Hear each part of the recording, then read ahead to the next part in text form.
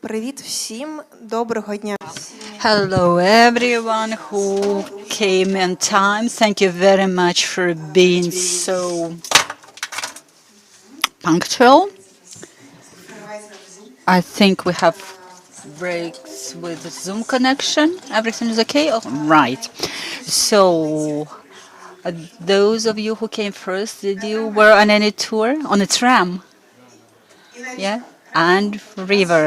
Okay, so we still have a good job. Thank you for coming on time. Great. So, what are your impressions?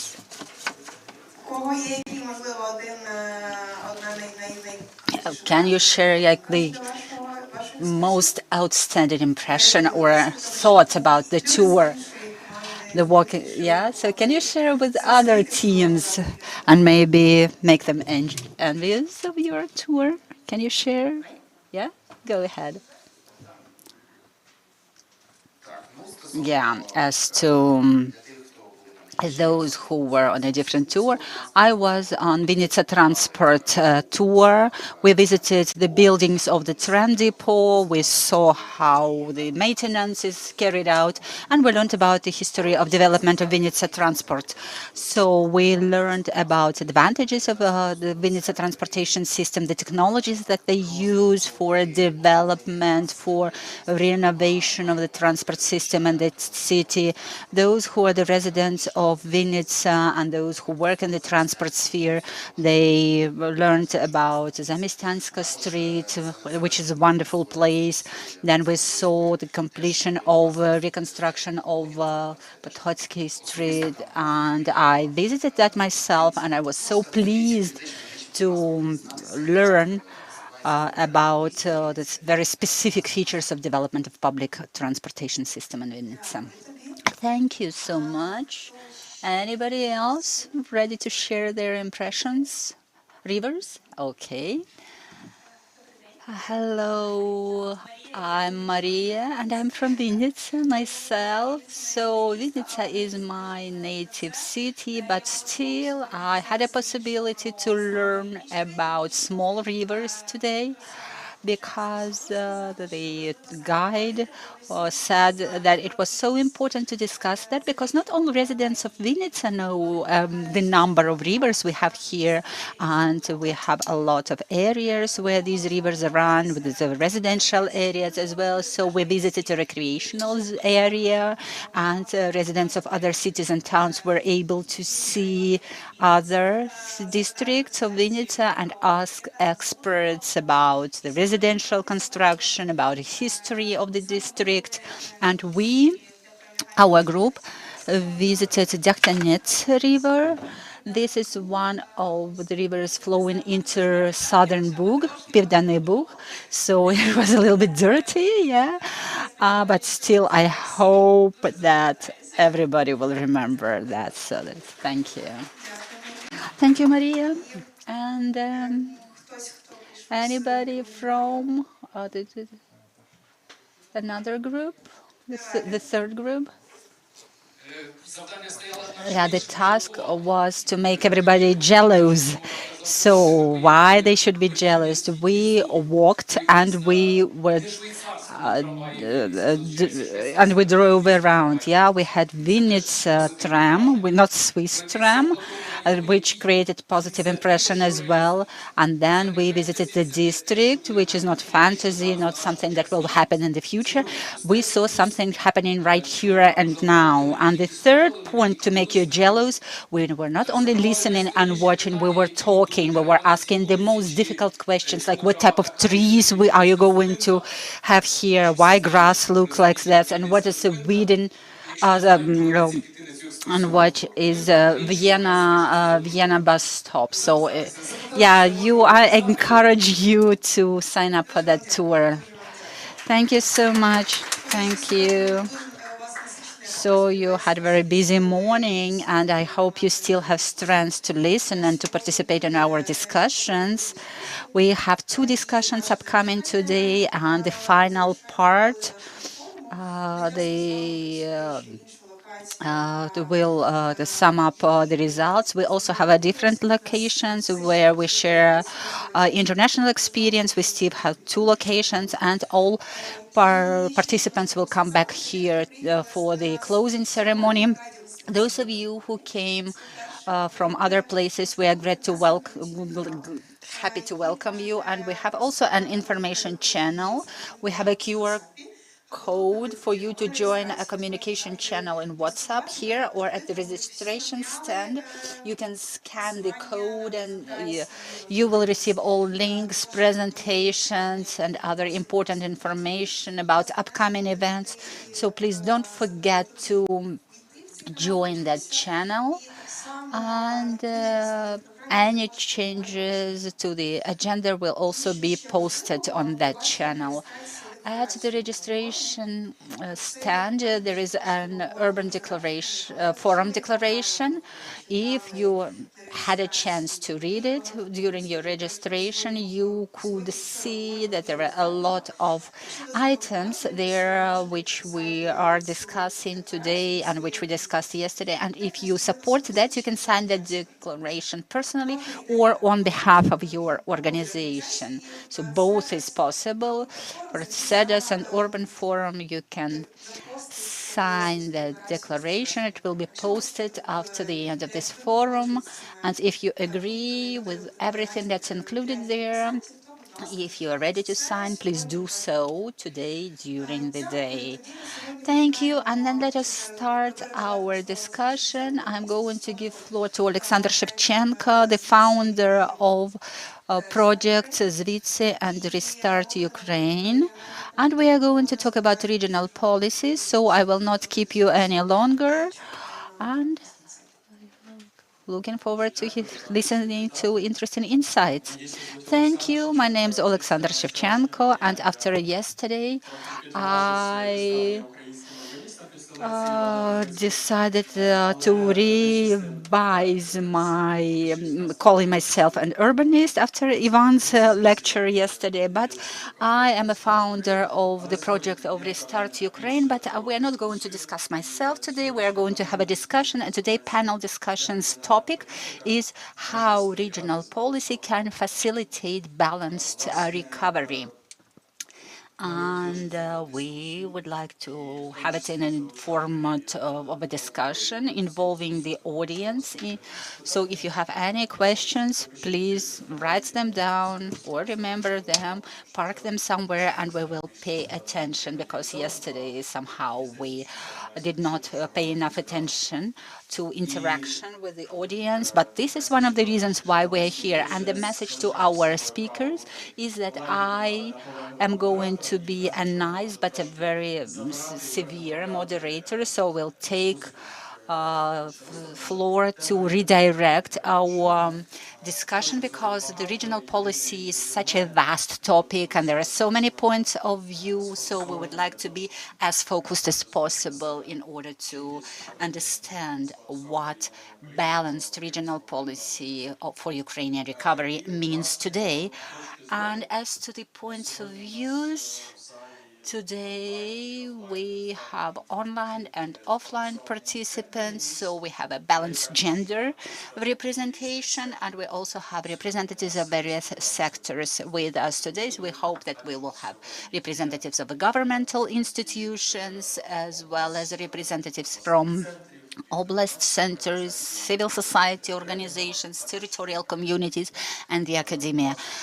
So I will present our speakers briefly, and then let us dive into the first round of targeted questions, and then we will continue our discussion. We have Alexandra Azarkina, Deputy Minister for Development of Territories. She is with us online. We hope to get a sign from Zoom at some point. If not, then we will deal with that. Victoria Baltsis is the Secretary of the City Council of Voznesensk, Hromada, Mykolaiv regions. Konstantin Mezentsev, Head of the Department of Economic and Social Geography of Taras Shevchenko National University of Kyiv, and the coordinator of the Laboratory Effects of War of the International Project Labs for Twin Research. We also have Ivan Podolyan with us. He's from Cherkasy and head of the NGO called Cherkasy Urban Institute. Let us greet our speakers. I have to ask a question. Do we have Alexandra with us? Alexandra not connected. So, and then we have other speakers. So I would like to start with the question of regional policy and how it should be formulated at the governmental level. We have a law on regional policy adopted back in 2015, and I would like to quote it as a starting point for our discussion today. This law reads that the primary task for the new regional policy back in 2015 is facilitating economic growth in the regions, is increasing their economic capacity through using local potential, creating new jobs, improving employment potential chances for the population, creating conditions for bringing labor migrants back, which will lead to improved living conditions for all people, regardless of the place they were born, where they live, and where they will reside in the future. And my question was for Alexandra initially, whether the ministry sees the same principles and principles for development of regional policies until today. Alexandra connected, right?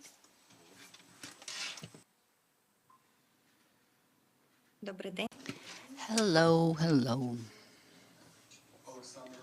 Alexandra, good afternoon. Can you hear me? Yes. And we are waiting for the video from you. I'm glad to hear you. Same here. I apologize for not being able to be present in person. I have a technical issue. Can you see us or I see you? Yeah, perfect picture. Okay, while we are waiting for the video, I will like to remind that we have Konstantin Mezentsev from the National University of Taras Shevchenko, Victoria Baltzer from Voznesensk, Hromada, and Ivan Podolyan, head of the NGO called Cherkasy Urban Institute. Alexandra. My name is Alexander Shevchenko. We've met with you. Have you heard my introduction before I? No, not just the final part of it, but I could start with telling you a little bit about how we are trying to determine this planning architecture in the ministry, and from the architecture we can proceed with the values and with checks and balances that we are going to introduce to make these values real and not just existing on paper. So thank you very much for giving me the possibility to speak today.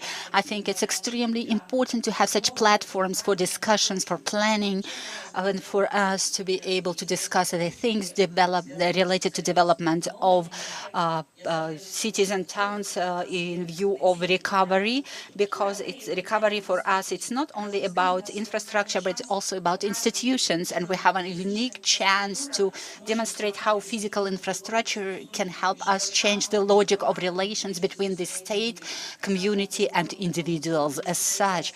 And in the same way, we're talking about the decentralization reform that should lead to amendments to the constitution, but we would like this reform to be closer to individuals, and that's why we'll focus on local democracy, on self-organization of the population, so that we can ensure not theoretical but practical involvement of civil society, of citizens into rethinking our statehood.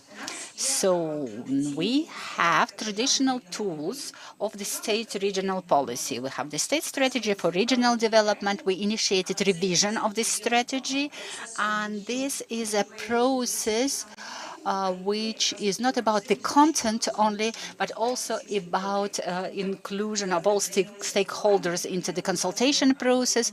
So we adopted all basic resolutions, and we are going to organize series of consultations. The state strategy for regional development focuses on relevant challenges that are related to the war, as well as the possibilities that are opened up for us by the Euro integration process. And now we are revising the state strategy for regional development ending 2027, and we are tuned to the European institutions' values. We would like to have our communities and regions be ready to work with these funds of the European Union so that we are able to use all the possibilities of development offered by the European Union accession.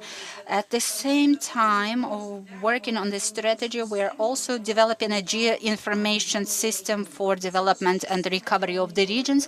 This is a monitoring system for monitoring the status of the regions, and it will be used for planning and amending the strategy, because this will be a data set in real-time mode that can be processed and adapted.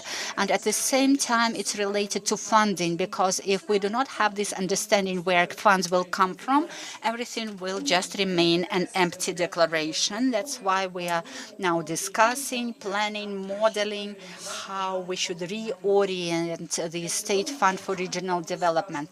The Parliament voted for the initiative that we developed together with the Committee on Budget, according to which the funds planned for this year will also be involved in or regulated by voting in India, and this will enable us to involve citizens from the regions, and we will select real projects, not populistic, but the project. It will enable us to support the projects that were preliminarily selected by the Commission, and in a certain way, this will prevent corruption as well, because when a decision is focused, is concentrated in the ministry or the parliamentary committee, there are a lot of risks. We would like to go beyond the framework of this system, and we would like to have at least midterm planning approach. And for this, we revise the state strategy, and we are actually take this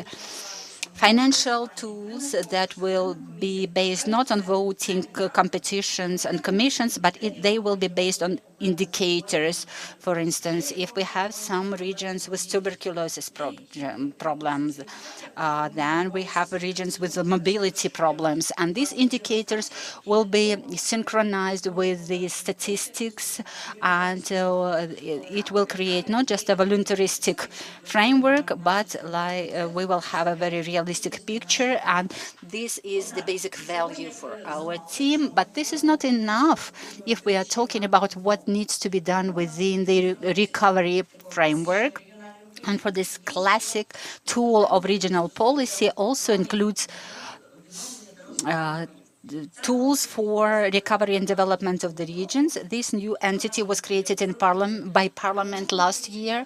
It belongs to the regional policy family, but it's permeated with the infrastructure planning vision, because this recovery plan envisages the existence of a list of investments that are necessary for a recovery from the level of a community to the level of region and to the national level, because we have the state strategy coming from the top to the bottom, and this recovery plan goes from bottom to the top, because the community identifies the priorities and needs, and then this problem is raised to the national level, and then the government adopts the final plan. I like this approach because this balances this top to bottom and bottom to the top approaches, because we have communication and reconciliation of interest, and at the same time it's very, very specific. But what is lacking here, in my opinion, we need more in-depth planning instruments here, and then we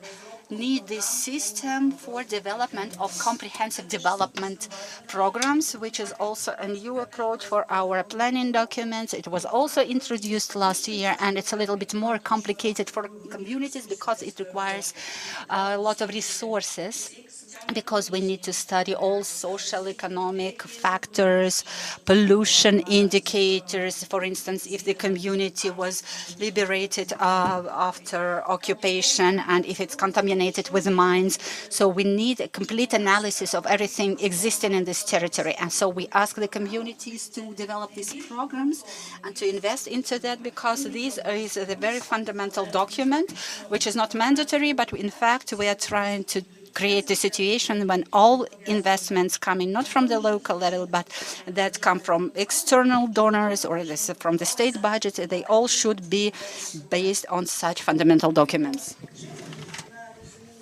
So, on one side, we're taking the bottom to top needs, we're collecting them, but that's not completely voluntary. This is part of a systemic vision of where a specific community is moving onto.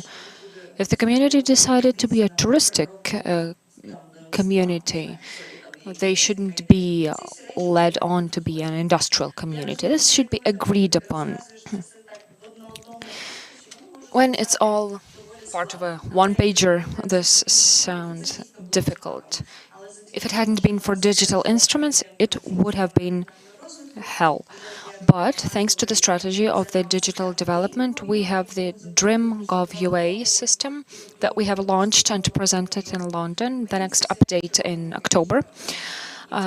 These things are made real, and my dream of strategizing, making not just theoretical work, but a practical, real part of decision-making, this dream is coming true.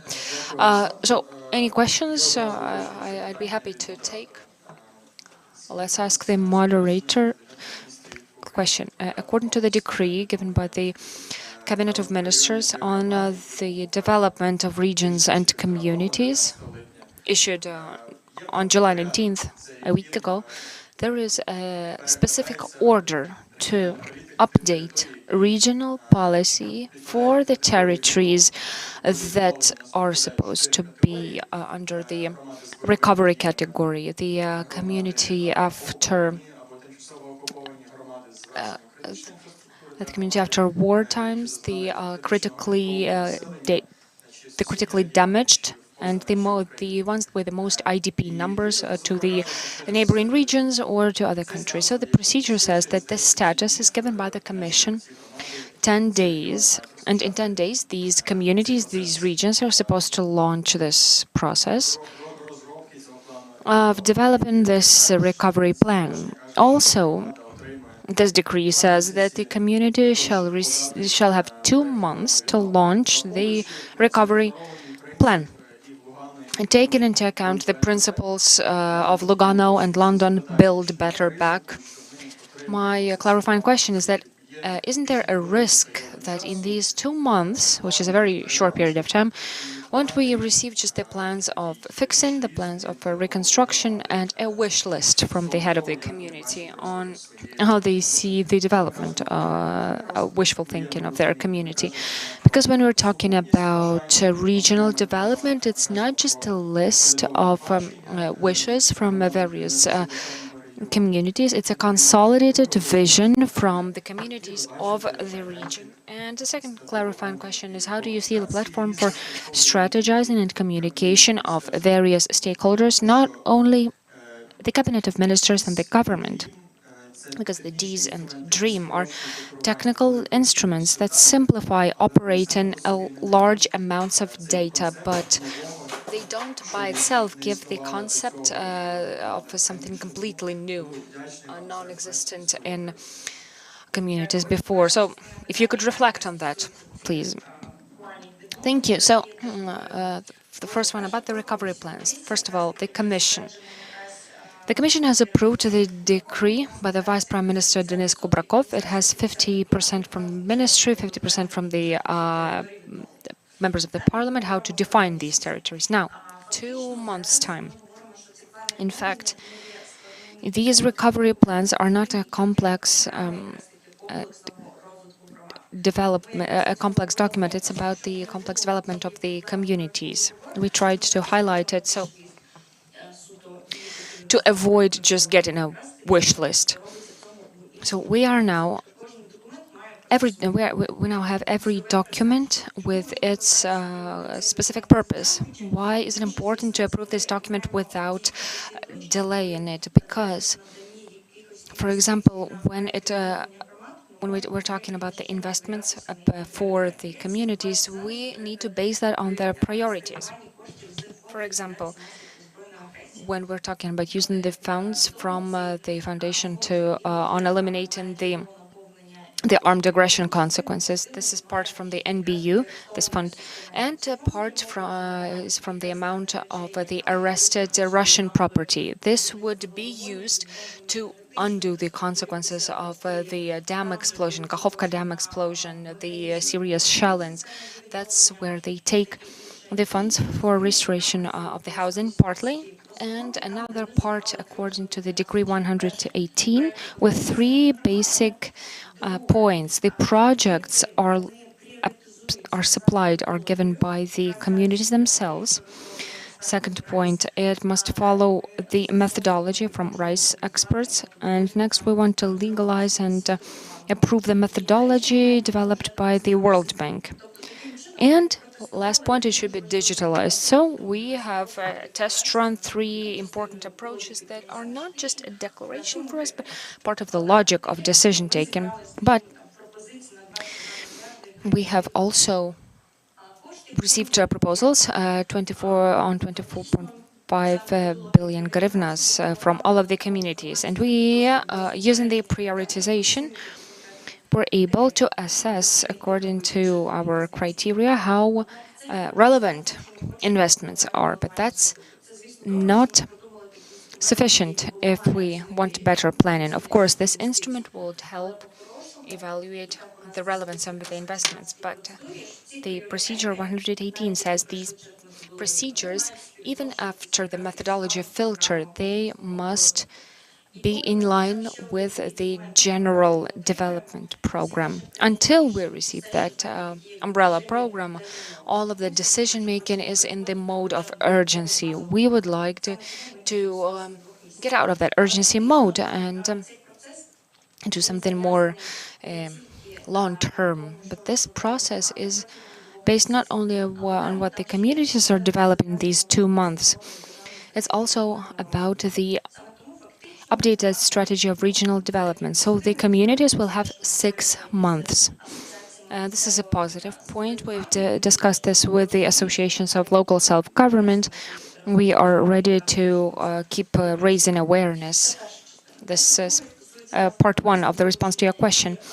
Next, about involving the experts and the community. The architecture of the planning that we tried to explain in a simplified manner, we are harmonizing it with the plan for Ukraine according to the Ukraine Facility Plan. The Ukraine Facility Plan is a mechanism, a complex instrument suggested by the Euro Commission in order to assist Ukraine in preparation to join the EU and at the same time to recover our infrastructure after the military aggression. I make a joke that it's a plan on how to get 50 million euros and stay out of jail and keep all your hair from getting gray. But the plan there is to proclaim our purpose, plan the reforms to achieve it, and plan on the investments that Ukraine is ready to cover by itself or use the European funds, or use the European investments in the formats of loans or in the format of grants.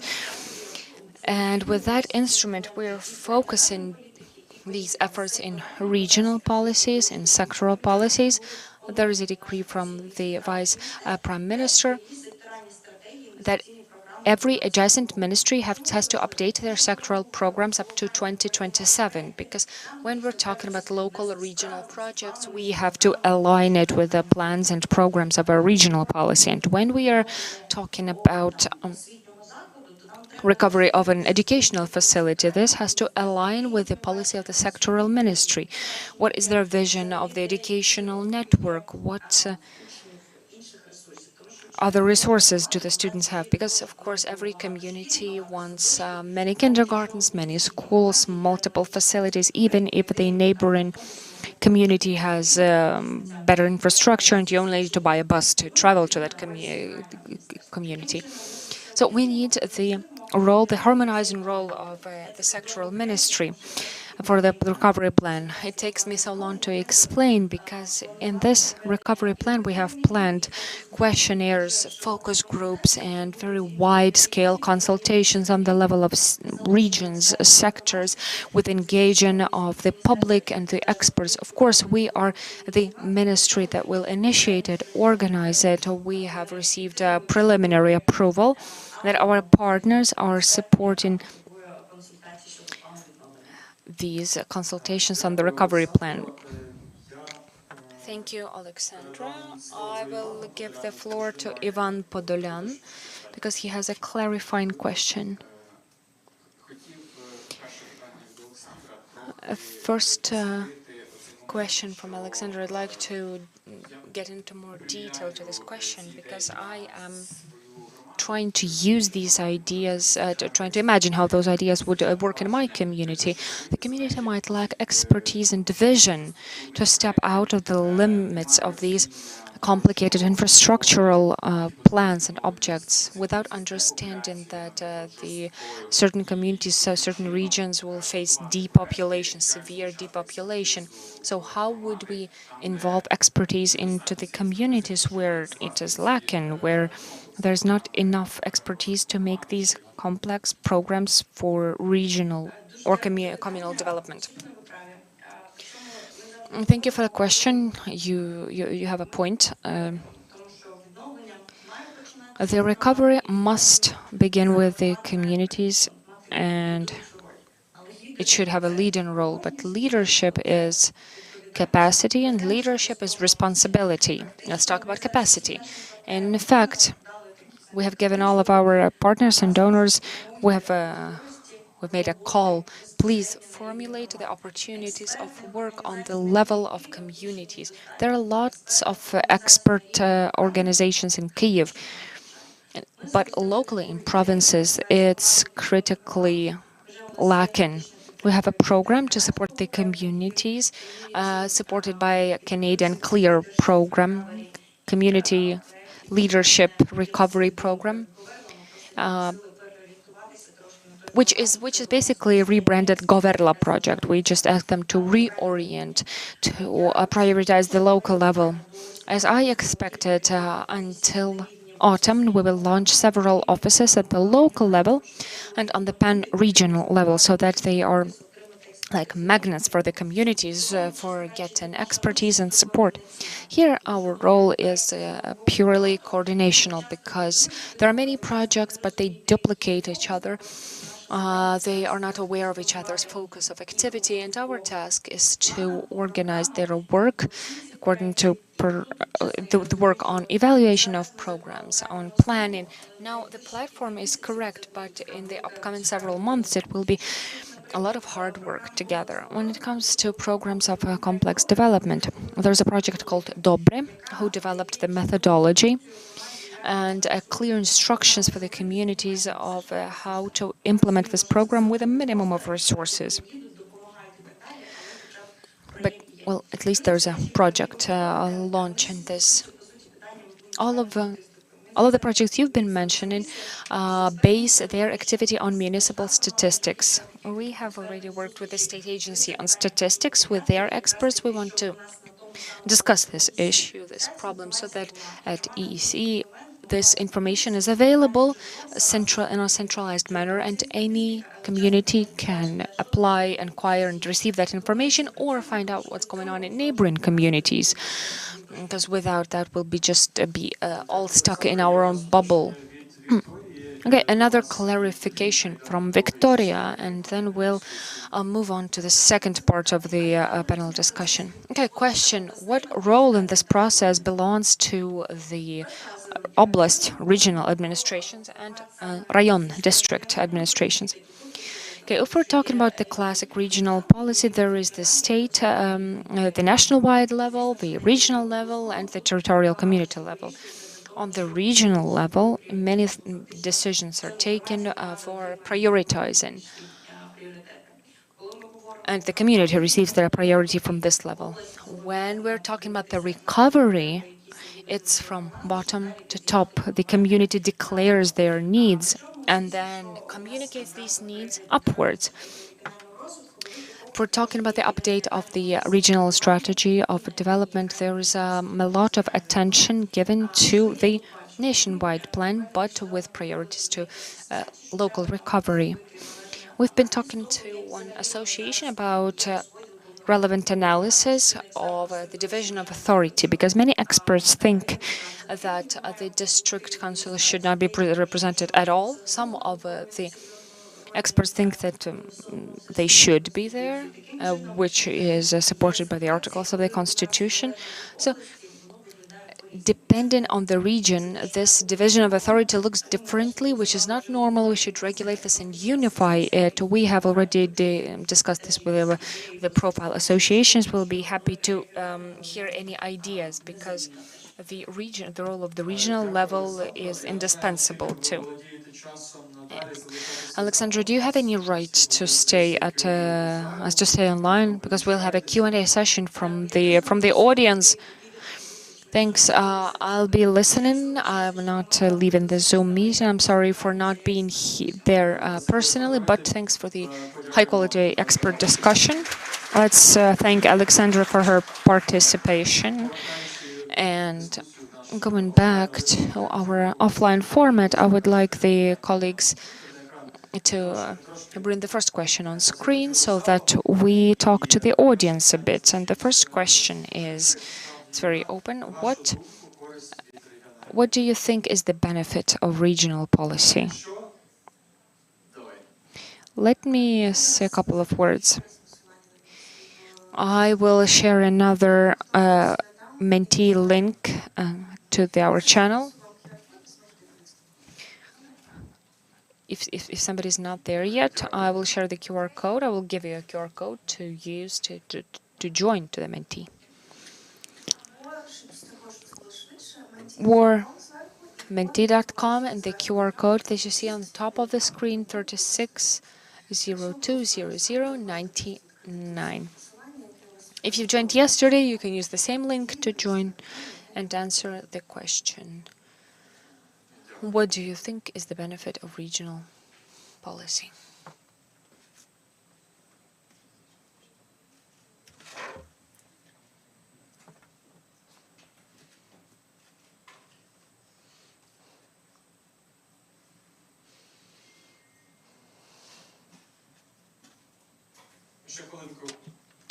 Another minute, we'll wait for you. That will help us form our discussion better between the panelists on stage.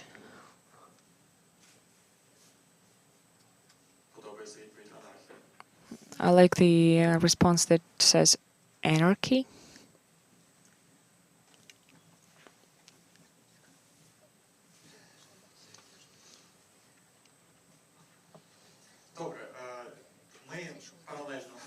Okay. At the same time, we see this response on screen. We will keep that in mind. Let me present in more detail Victoria Balcer, the municipal secretary of Voznesensk. She represents self-governance. Yesterday we had the joke, because Vinnytsia and Voznesensk are located at the same river, Bugh. She said that Voznesensk is drinking what Vinnytsia is discharging, which is a part of the regional policy. Victoria, question to you. Last spring, Voznesensk has won a new role of a Ukrainian city that saw the stopping of the Ukrainian troops in their movement towards Odessa. This is the southernmost settlement. I've been talking to Voznesensk territorial community.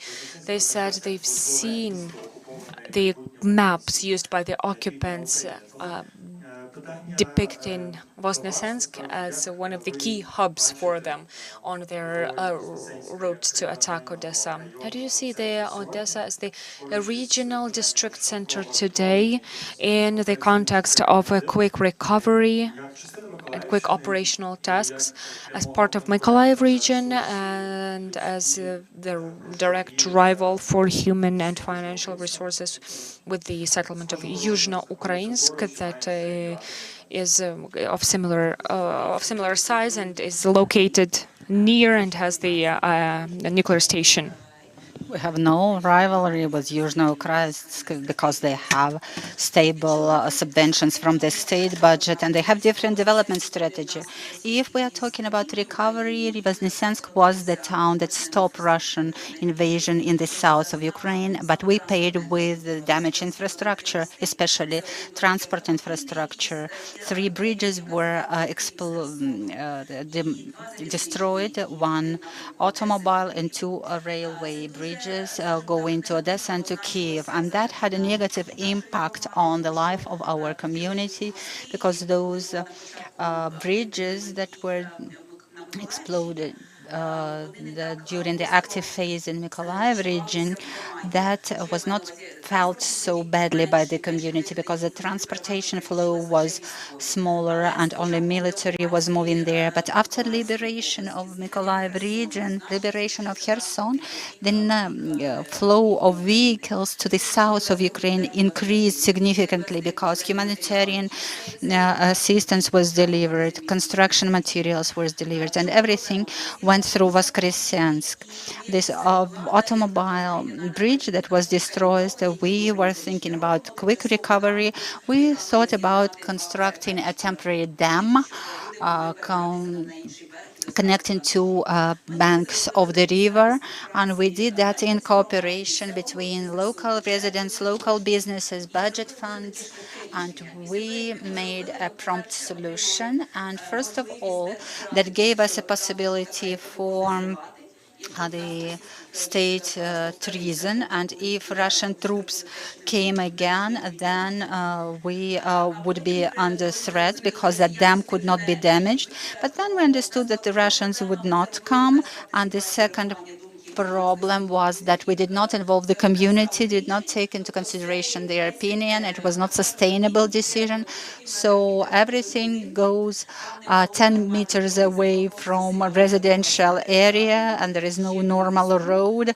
There is sand and stones, and people were so unhappy that everything came to their backyards, and they called us irresponsible and were complaining about us creating such a problem in the town center. But we said that that was a temporary solution which became more or less permanent, and a year and a half later, this summer, we were able to normalize the situation on this road. The asphalt was laid over this layer of sand and stone, but still residents were unhappy because now they need a sidewalk.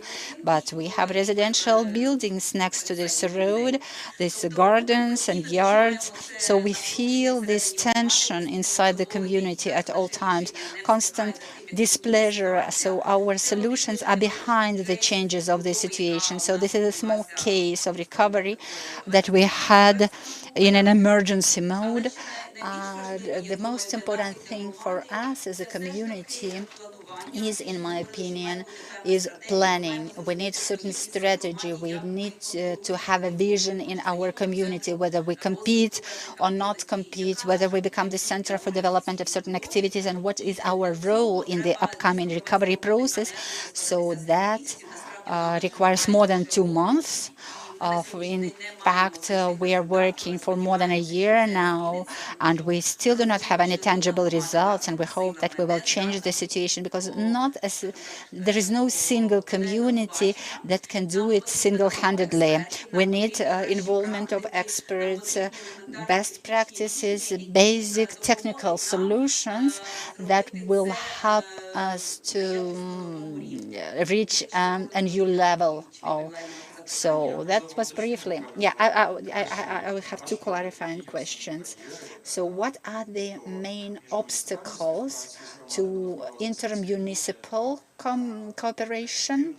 And the second is, what are the barriers for efficient cooperation with the Oblast Center? For intermunicipal cooperation, we have more opportunities than barriers. But one municipality, in this case, should act as a leader.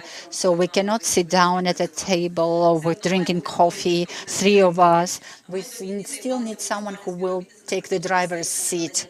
We have a Center for Provision of Administrative Services, which is funded by 4 communities, and they provide services to 4 communities. We acted as a leader in that case. We were the driving force, and we developed all the solutions. So we need a leader for that. We need a wide range of data, and we hope that at the national level something will be decided regarding the registers, the statistics, because it's very difficult to make decisions without estimates and forecasts and all available data. So if you have the data but no forecasts, it will give you nothing. And we have different level of development of various communities. Some have resources, some have managerial structures. So we need that, we need data, and we need opportunities. International technical assistance project or offered some carrots for us. For instance, if you organize intermunicipal cooperation, you will receive this and that. And we need these carrots because it's very difficult for communities to bring their resources together. So when we have some motivation, then we will go with it, for it. We have a conflict with a neighboring rural community that stole some land plots from us, from our town community.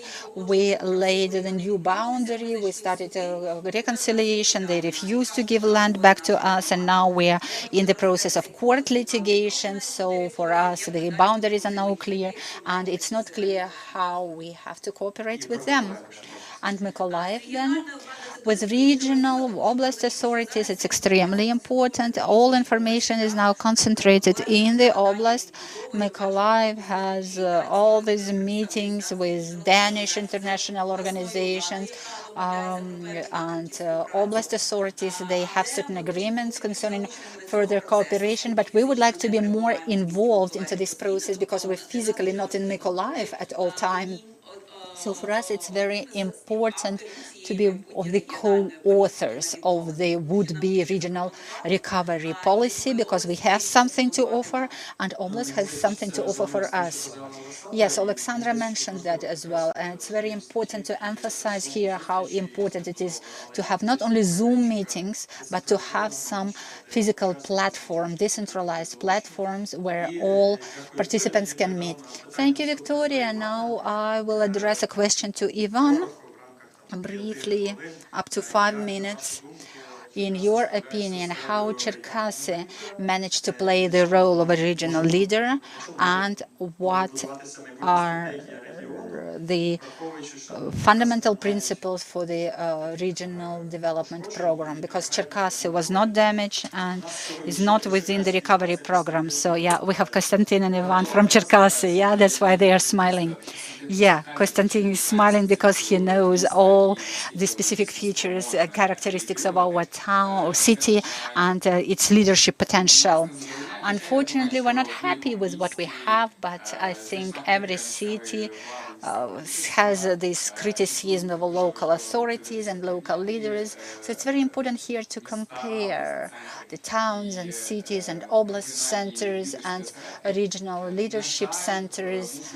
Unfortunately, I have to admit that Cherkasy is not a leading city in the central region of Ukraine. If we speak about the structure of interaction of all the stakeholders involved in the recovery processes at the regional level, then we have to mention Oblast Council, Oblast Administration, district councils, and local communities. And here we can say that In the majority of regions, this cooperation between oblast administration and municipalities is not always okay. Cherkasy is not an exception here. We have this regular conflict situation, and that prevents us from working efficiently.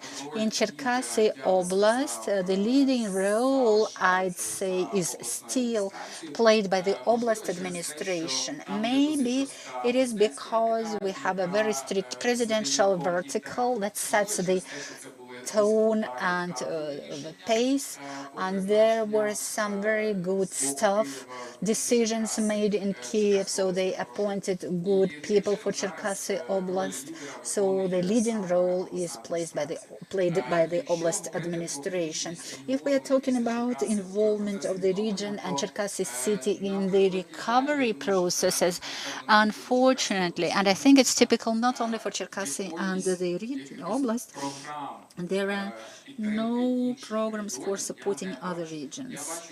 I see initiatives, leadership initiatives, when resources are mobilized from business, from the communities, for some humanitarian missions, when as a response to some emergency situations in other territories of Ukraine and more affected communities. Yes, we have some leadership and some coordination here, but it's leadership and coordination, but nothing about developing programs, allocating budget funds. Now we see some effort from the central authorities to make these decentralized local resources concentrated on emergency challenges. But now all these challenges are related to the military situation, and I still do not see any initiatives at local or national level when some of the funds of the communities are invested into the recovery projects in other communities. So there is a very slippery area here when we can see threats for the decentralization reform, when the community decides for itself how it manages its funds. So we still have to find this balance between the national needs and local needs.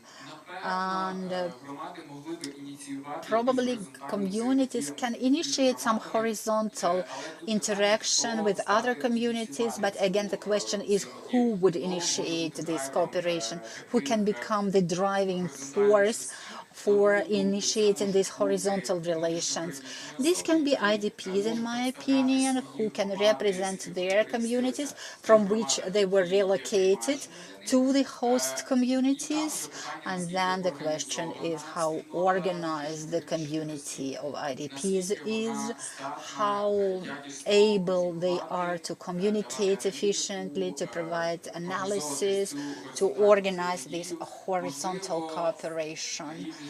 Perhaps as an idea, if we're talking about horizontal interaction, we should start discussing some issues related to like an old tool which is obsolete, but still we have this military brotherhood notion that was revived during the war.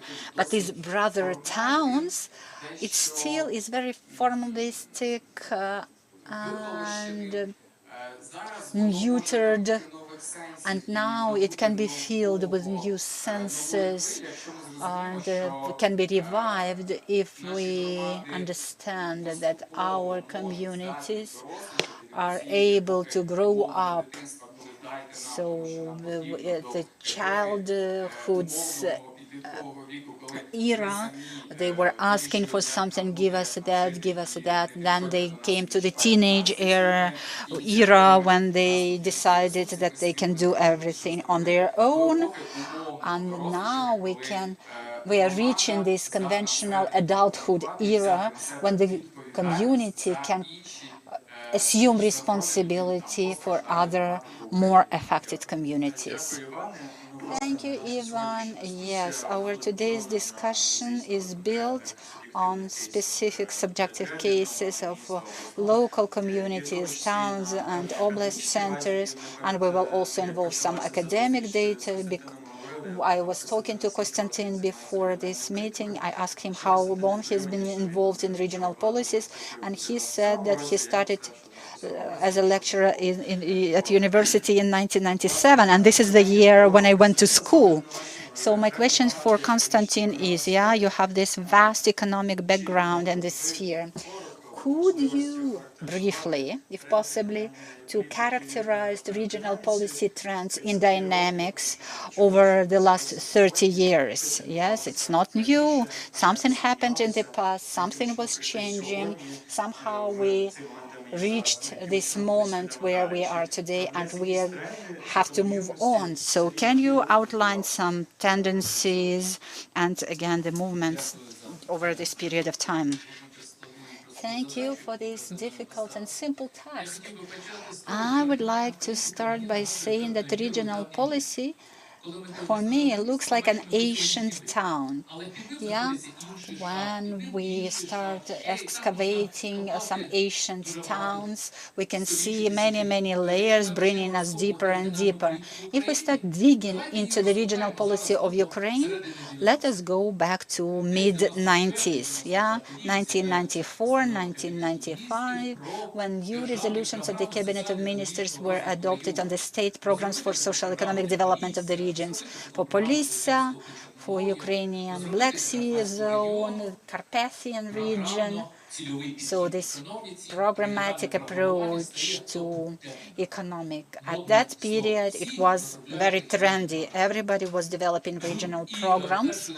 And one of the first disciplines I started teaching at university had approximately the same names, like forecasting and programming regional developments. These were the top notions. And the first foreign experts came, giving us advice how these regional programs should be developed. Various visions, discussions were taking place. We had meetings discussing which methodologies should be used, additional recommendations, that, for instance, the SWOT analysis should be carried out. And until today, SWOT analysis is one of the key methods used for developing regional programs. And we're still using it today. Then they developed these programs, and then funding was lacking, so they postponed it. I have these programs still, and sometimes I bring them and show them to my students, still machine typed, and it's very interesting because the communities were trying to get involved. They submitted their proposals like, we need a road in this area, we need to construct a stadium or capital repairs of the residential buildings. Then if we go to the next level, in the year of 2000, there was a law adopted on forecasting and programming state development. And this law is still in force. And if we look into the programs, there are still referrals to this law. And have you ever heard about it? So for each region, the forecast should be developed for the midterm perspective, for every 5 years. And the question to colleagues is, have you ever seen any estimates or forecasts for development of your regions for the upcoming 5 years? And do you take them into consideration? Yeah, so the main consumer of these documents is the state archive. So when they are developed, they are sent directly to the archive. So this is the target audience for this program. Yeah, 2005. Yeah, 5 years later. What do we see there? We see a regulation on stimulating development of regions. And we had a new trendy concept of a depressed territory. Foreign experts came, they gave us advice on how to determine depressed territories. Grants were allocated, and all territories tried to prove that they were depressed because, yeah, we need to build, to construct a stadium, to repair houses, yes, all these carrots, they were working, yes. And everybody was discussing, but not discussing, but we were listening what depressed territories were about, yeah, give us money, and so on. And then research of depressed territories also received grants. And then everything was covered with earth and forgotten. And my association here is when we were typing the word depressed in a computer, and the word corrected this word, and they changed it for repressed. And for me, yeah, it's rather correct because they were repressed and they disappeared and nobody was talking about them anymore. And then the state strategies for regional development were drafted for the period ending 2015. And the primary goal was to ensure competitive capacity of the region. So everybody was studying competitive capacity. So it was no longer about depression, but about competitive capacity. So everybody was trying to prove that they were competitive and were able to construct roads, stadiums, or repair housing. And everybody was happy again. Again, they were listening to information, receiving grants, and experts were teaching us how to become competitive. One by one, gradually, we see new decentralization reform, new vision, 2027 strategy. Back when we were preparing this discussion, probably you knew about the new decrees of the Cabinet of Ministers in July with new fashionable terms and words. On one side, it's positive. From the other side, it's painful. I think recovery is also becoming one of the buzzwords, that will be buried under tons of talking, and talking. Like the experts keep telling us how should we recover our territories, what their programs would look like, and the communities listen to them, and they say, well, we would be happy with rebuilding the part of the road, or somebody says we would be happy with the school, or somebody says we would be happy with recovering several buildings. So any document would be is supposed to be a reaction on the discussion process and on the regional policy. With gender equality, for example, if we don't say in our strategy that gender equality is one of our priorities, we will not receive additional funding. We also say inclusive recovery, although real life people are kind of scared of this word. They like the word exclusive, like an exclusive stadium, an exclusive road. Okay, but if this is the buzzword, we will include this into our document. Inclusive, let it be inclusive. And another third fashionable term, integral development and sustainable development zones and territories. This was always a question for me. How do we provide sustainable development in the on the Ukrainian level, and how is it done on the community level? How do they help each other? So every level, every layer is a new view, is a new path. When we're saying that in the new legislation there is another important element, that every community must have their own strategy of development and they must be aligned with each other. There are certain thoughts about the strategy of the communities. My colleagues already mentioned this. I'd like to ask you, if you get to build in the strategy for your communities, will you include tourism? I see how you smile, but the smile is confusing. When we built the very first strategy of community development, about a dozen of communities had tourism as their key development strategies. We need a road for that, we need a stadium for that, where would the tourists live? We will build another residential complex there so that they live there. So you know where this goes. What do I see from these three layers? Three words that characterize the evolution of these trends. First of all, it's change, the ever-changing nature of this. The second word is fashion. We have fashionable buzzwords that come and go, just like clothing, just like slang, just like thoughts sometimes. And number three is monologues. A monologue on the depressive territories, a monologue on competitiveness. They're expecting to see, to hear the needs, to listen to the needs covered by with these three fashionable words. In Ukrainian, all these three buzzwords begin with the same letter, M, which looks like a MMM pyramid, which used to be a Ponzi scheme back in Ukraine back in the 1990s. Anyway, that's something for you to think about. Thank you for the retrospection, but let's not throw the bathwater, the child together with the bathwater. But there's another question from the audience and Menti.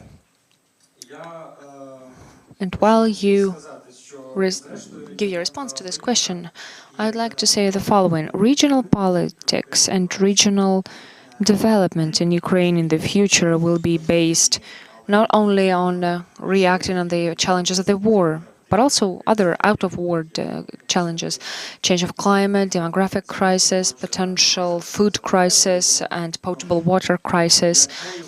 Other problems, whichever the fashion is, there are objective factors that this regional policy should take into account. And meanwhile, we'd like to see on our screen the results. All right, let's microphone.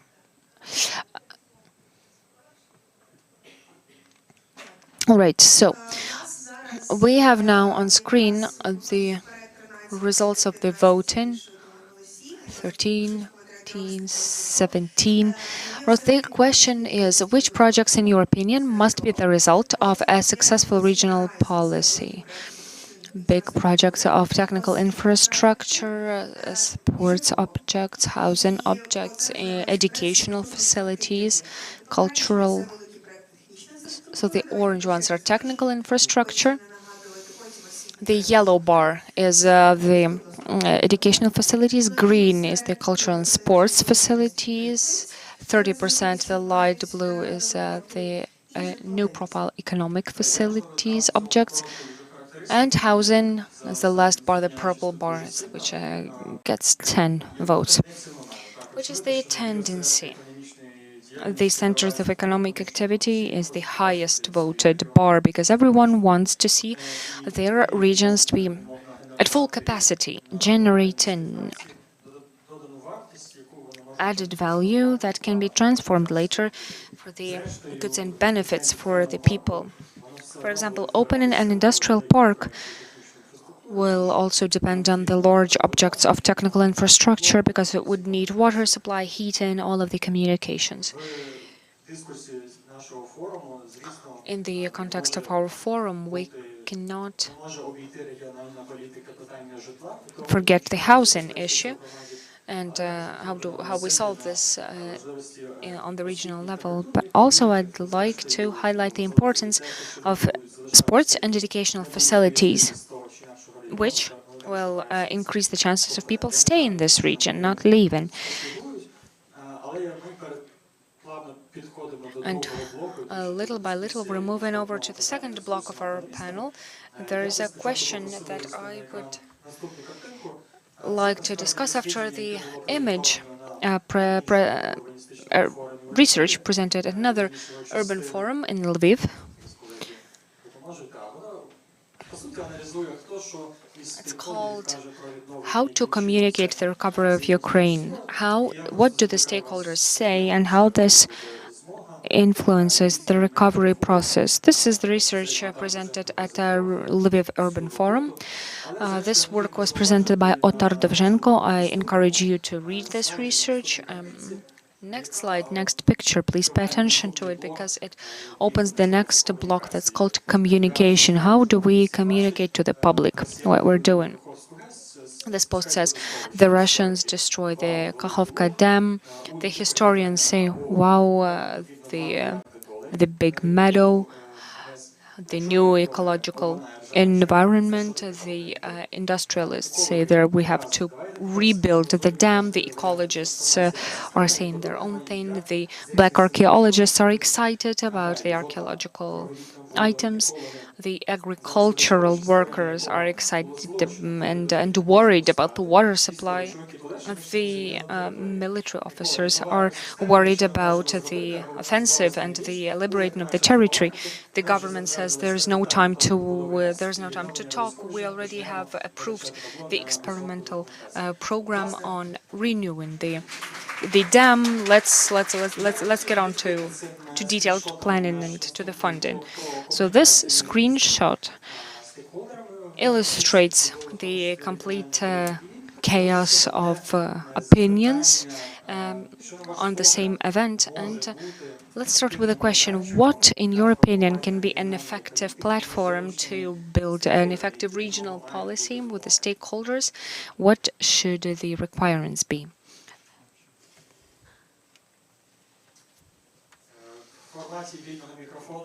It's just a free microphone.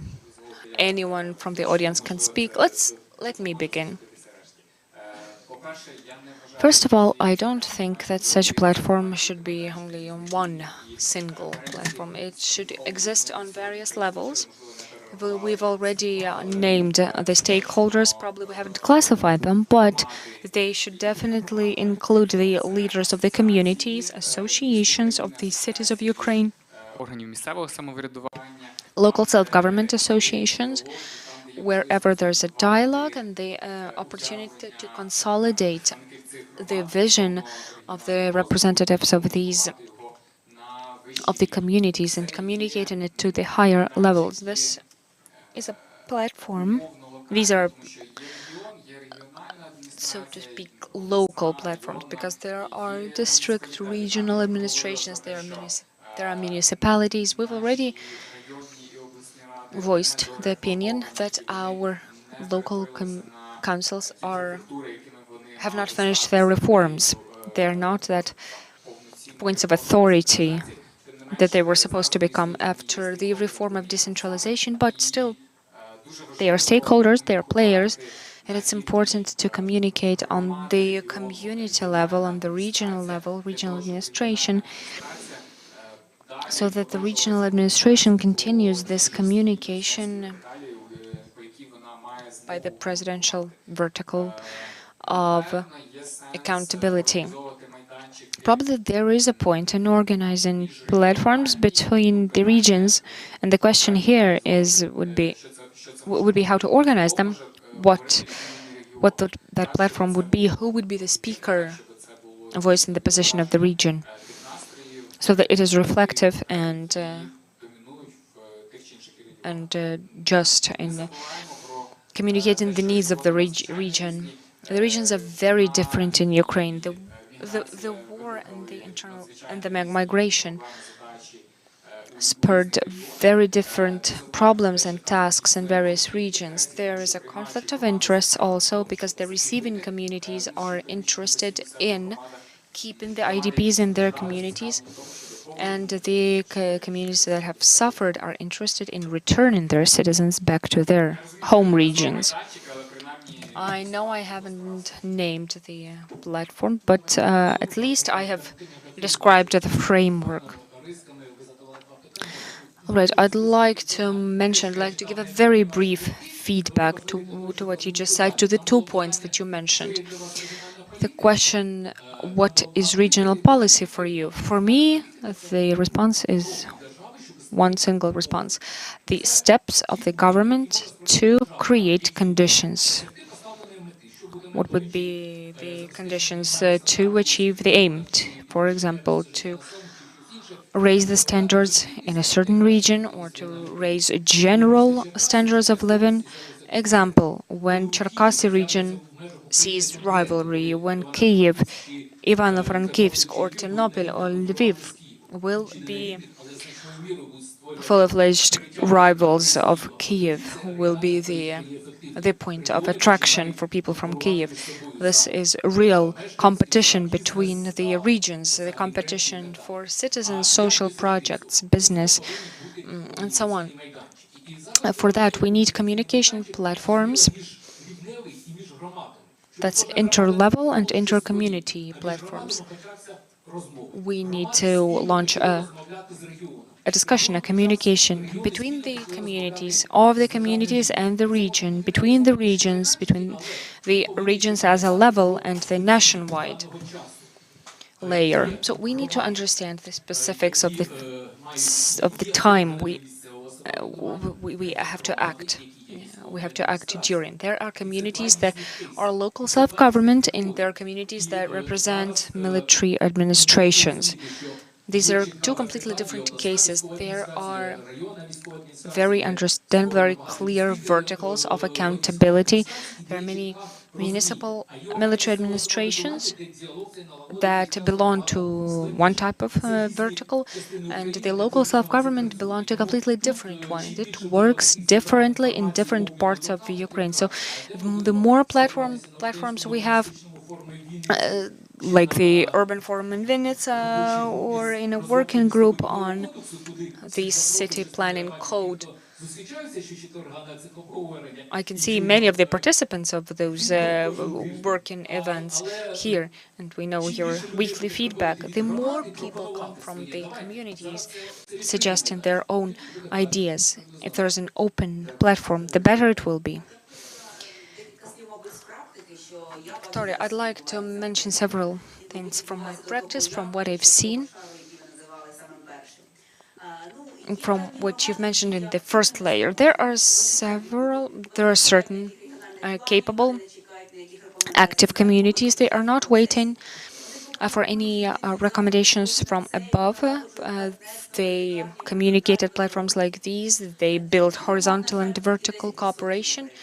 But these proactive communities are only 10% in Ukraine. 1,400 communities, and only 10% of them are such proactive ones. For example, we had 5 million of the deficit of the dotation leveling up. Taking into account these years of war, we have already attracted another 4 sources of funding from the budget.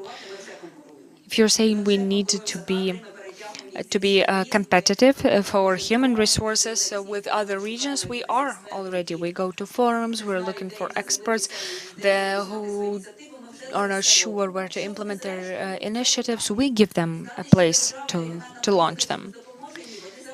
Will the regional policy help or assist in other way? No, there will be always the runners-up. There will be always trying to join this process. They are still waiting until that plan is built and the money follows the plan. There's no unique plan that ensures an influx of money tomorrow. So the best advice for the communities is to be proactive, to take initiative, to participate various forums, events. I'm always jealous of people who participate. I would like to be everywhere at the same time, but only initiative is the key to success. We shouldn't be waiting for a special invitation. We need to take initiatives by ourselves and communicate what we're doing and what we need. We had a great bar chart. We need to decide which are the most prioritized parts of our regional policy. In the Mykolaiv region, for example, there's still no solid waste management program. This is where and this is the basics to have the regional and the community program for us, for the infrastructure that is supposed to be created in Voznesensk as well. So the regions must understand where they hold the leadership, create the platforms according to these directions of leadership. So there have to be topical, thematic groups of people united by the same issue, by solving the same issue, and base their planning on the resource they already have, not on the potential funding. The plans have to be generated to be aligned with the realistic resources. That's what will make the community and the regional level improvement much better. Okay, another thing I wanted to point out, Konstantin made me realize that the platforms and the formats of these platforms will depend a lot, it must depend on the speed of action that reality demands from us. If there is an issue that calls for immediate action, it's working groups and maybe roundtables. If we're talking about strategic level tasks and midterm tasks, then probably we should talk about the detailed, in-depth consultations, discussions, all of the pros and cons to arrive at more stable, sustainable decisions in the long run. Alexandra mentioned at the very beginning that part of the regional development fund and vote in India, this shouldn't be just a thing in the vacuum, a separate thing. We need to take into account the needs of the local citizens. We have another 10 minutes. But we can stay longer. And my question is for the organizers now. Will we have another round of questions and answers, or should we open the questions for the audience? Okay, let us now, while you are preparing your questions, let us post or display Mentimeter question. I was very pleased to see the results of voting in chat as one PDF. It's cool. So who should participate in formulation of regional policies? We're talking about stakeholders. In your opinion, who should be involved? Yeah, that's yesterday, garage for sale. Now we have the first response related to that.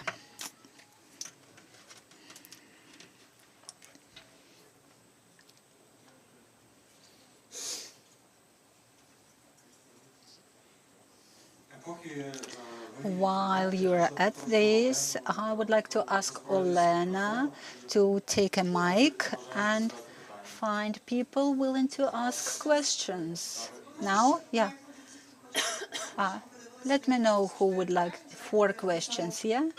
So let's proceed from that, yeah? How many questions we have, yeah? Please introduce yourself. Igor from Vinnytsia. My question is that we had a very powerful program of the European Union, a standard development mode for the communities, but I have not heard about it lately. Yeah, Konstantin probably can answer that. Was it archived? It's difficult to answer. Smart development, of course, is very popular, so probably it was not covered with earth, not buried yet. We would all like to have smart cities now, but smart has 2 sides of a coin. First is efficiency of management, and it's the same tool that was legislated, and it's now in the law. But on the other hand, behind this smart, we forget about a stereotype when we just enter some data into a computer and then we receive a step-by-step algorithm. Unfortunately, it does not work this way. Smart approach, I hope it will stay, but in the hands of each individual community, we should see how efficiently they will use it. So, but there should be a beginning and a deadline here. I think that there is a lot of abuse of this key words. Smart means strategic, measurable, relevant and time-bound. So it refers to viable projects that can be implemented by a community. Yeah, let's not forget about that. Please introduce yourself. My name is Hanna Pavlenko from NGO Nova Drushkivka from Donetsk Oblast. First of all, I would like to thank Victoria so much for her presentation. I see that she has a very clear vision of what the challenges that the communities encountered in the recovery process. And in the Donetsk region, today, I can see that the communities are not able to develop any recovery plans because the number of staff members in local self-government bodies is now 5 times lower. They used to have 200, now they have 40, and they look at us with such big eyes at us when we come to visit them. They say it's so scary, it's so terrible here, go back, why did you come? So they are working under so much stress that they are not able to think about development, and they have such great fear that they can be occupied and that they will have to leave. So these 2 months for recovery in our communities, it's unimaginable. And here you have to involve a lot of expertise and give them more time. And the second problem here is that the communities are still shelled. And as in the beginning, and now this shelling is constant with a certain degree of regularity. And they cannot plan. They do not have this understanding of the damage that will be inflicted and how long it will take people to come back, because more and more people say that they're not going to come back. Thank you. If you can allow me, not continuing your idea, but continuing your yesterday's speech. Before the beginning of active hostilities, we visited a lot of places in Donetsk region. We visited Druzhkivka, and we learned about local initiatives. Regional policy just creates conditions, but it's up to the community whether they will create something, whether Druzhkivka will implement a micro project or Dobropilla will create something in an empty space. And if that is combined, then we will have some result. But if we have something coming from the top, some strategic document, it will envisage a mandatory development of tourism, roads, stadium, and so on. But that will be it. But the effect, but the result, yeah, doesn't mean that the community will comply with this strategy. Ivan and then Elena. 2 points. Apparently, we have to take into account that there are communities close to the contact line. They will not be able to participate in development of national policies. And the second point I wanted to make, that when we develop a national regional policy, we have to take into consideration the fact that the results of this war, wherever we have this contact land, we will have huge depopulated areas. Yeah, Olena, next question, please. Thank you. Polo Serotka from Lviv. I would like to respond a little bit to the previous questions on the Mentimeter. The result of the regional policy should be a project. For instance, we constructed a road or a stadium, or we created a new business, whatever was mentioned there.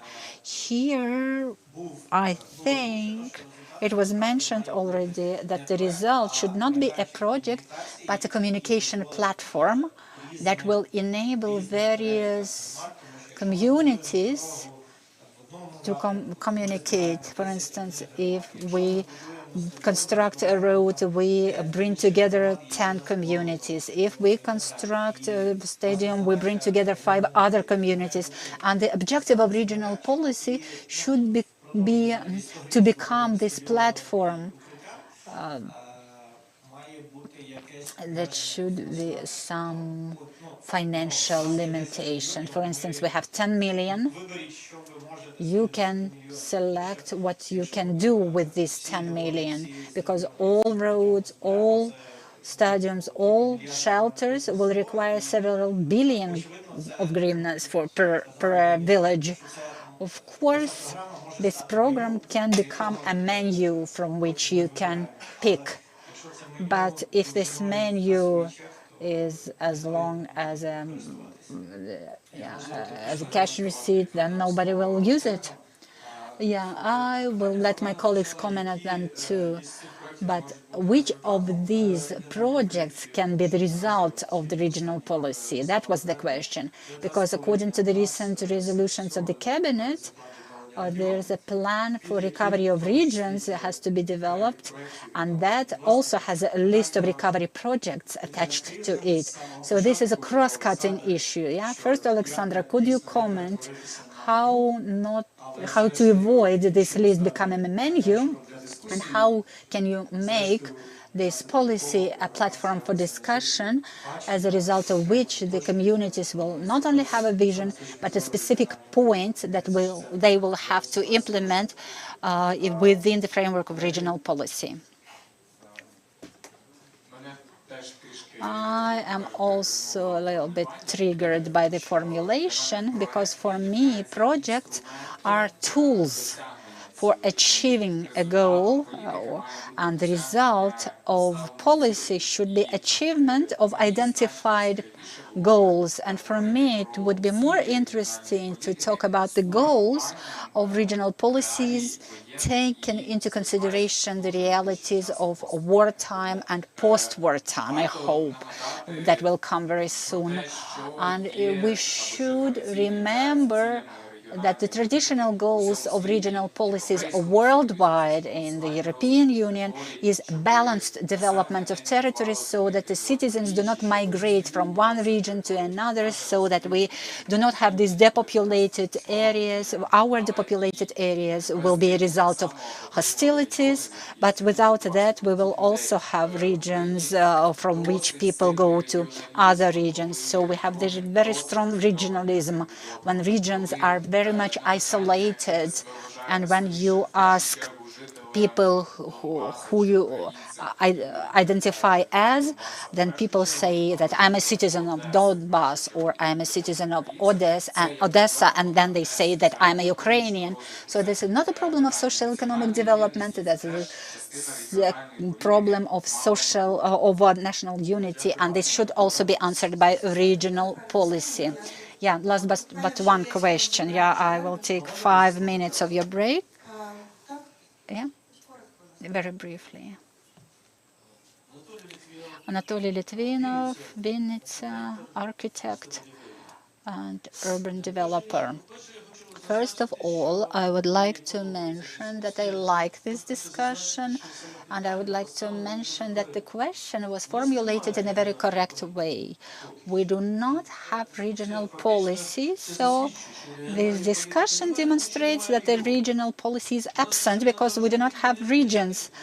The notion of region is not defined at a legislative level, and this region, the concept as a concept, each regions were trying to pull the blanket, and that undermined the unity of the state and the state's development as such. So at a legislative level, we have a program or a regulation, I don't remember it now. At a legislative level, we do not have a definition of regionalism. Regions were determined at the ethnographic level, like Podillia, Slobozhanщina, and so on. Or regions were defined at a political level, like Western, Southern regions. So which regions are we talking about? For which regions are we going to develop the programs, and who will implement them? Even if we talk about ethnographic and geographic level, we are talking about Podilla, for instance, it includes 3 big cities. Yeah, can you ask your question? Yeah. So these regions, Vinnytsia, Khmelnytsky, and Rivne or Lutsk, they are leaders in the region, and so they will develop the projects, or are supposed to develop the projects and implement these projects, because there are no other implementers. Yes, so the question was about how the regions are defined. Yeah, I'll try to answer very briefly. I disagree that we do not have regions at a legislative level. We have 27 regions. Nobody ever canceled that.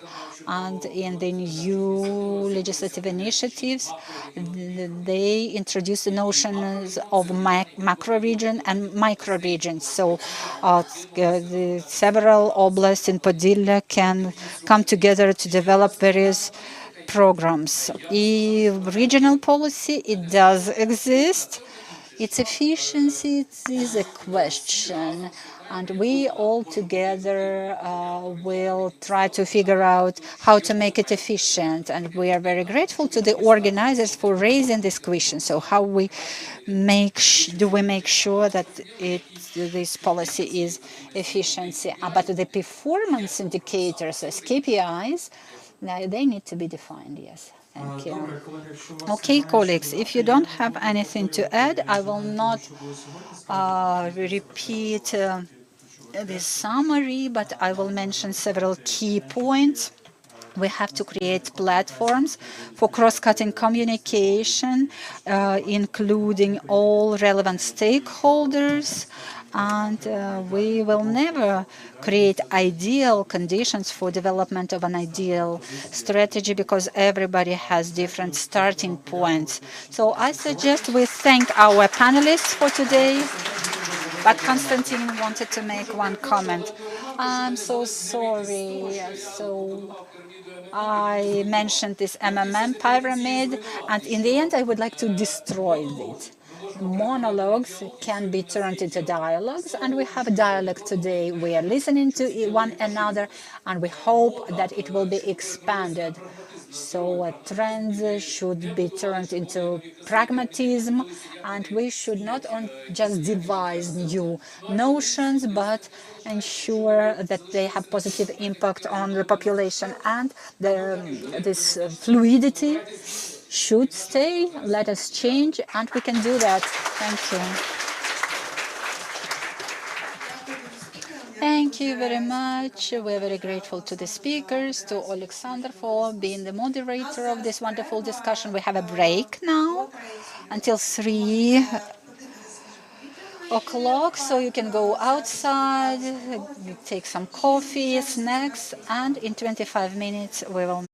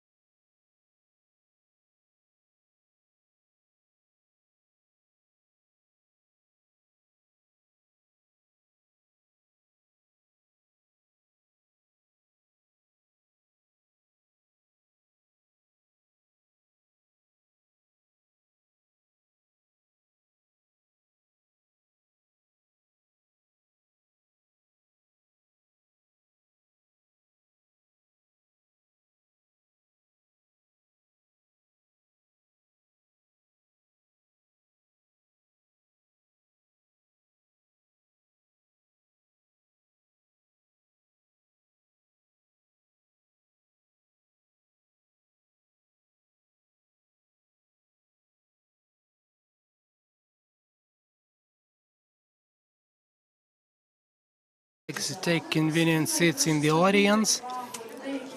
I invite you to continue our program. Especially, I would like to ask people who are near the coffee break, please find possibility to finalize the conversation and join the audience.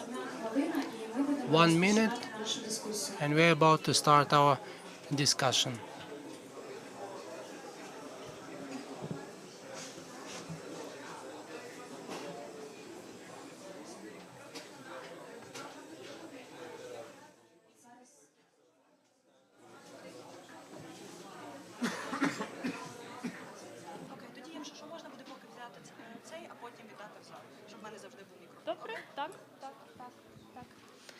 Друзі, запрошую вас. Friends, I welcome you to the audience. We're waiting for just half a minute, and we are going to start.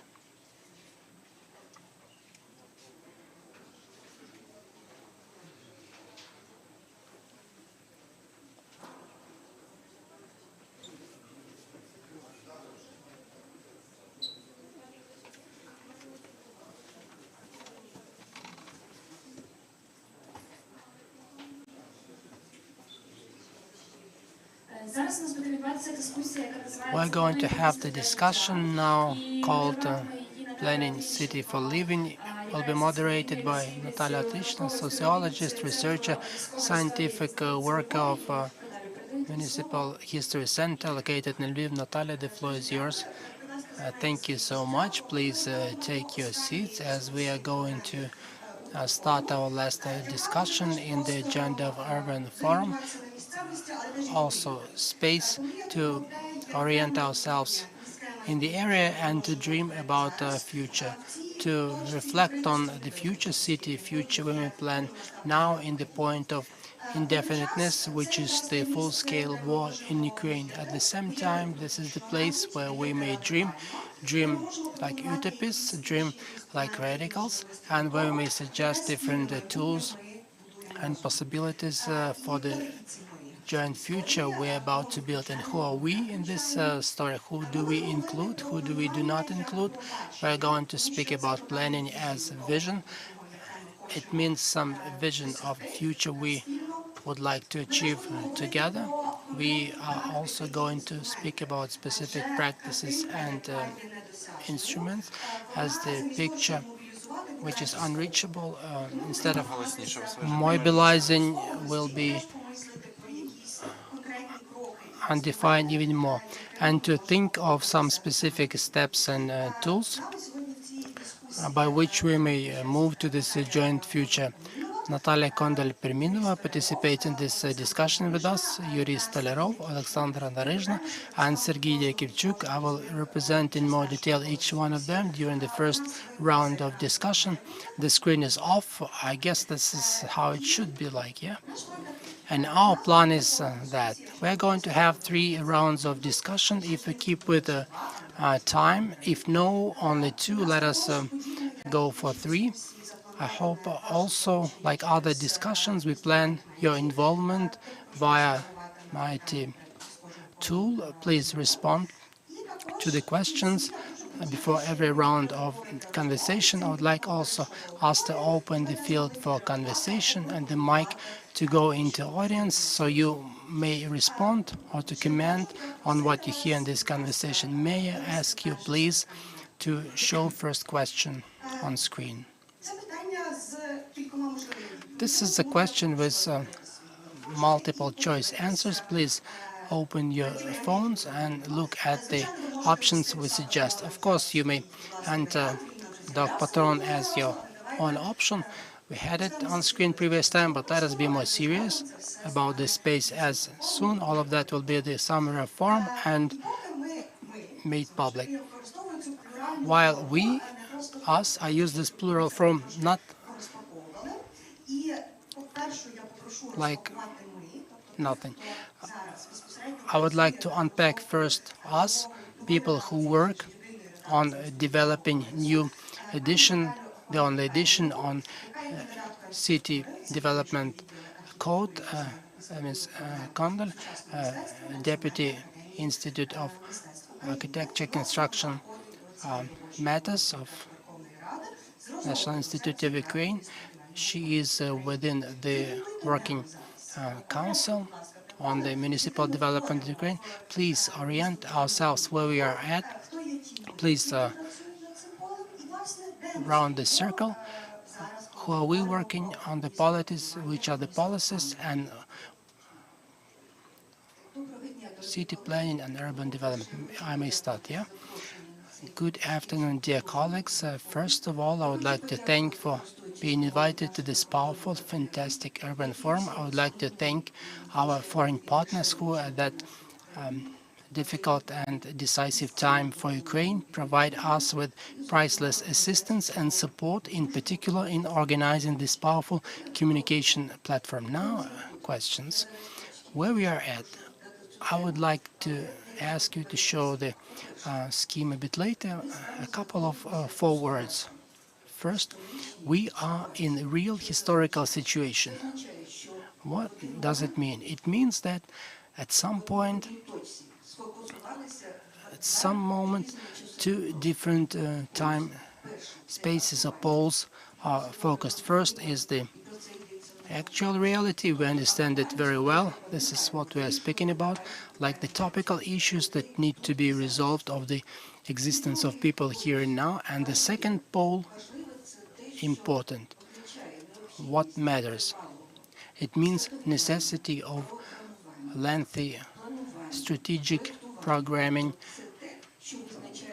project designing, what outlines our future, that we may not move on without in future and should do specific steps now. This is my first statement. Second statement, I would like to say from the standpoint of older generation, I'm very pleased to see lots of young people who work hard, generation of heroes, because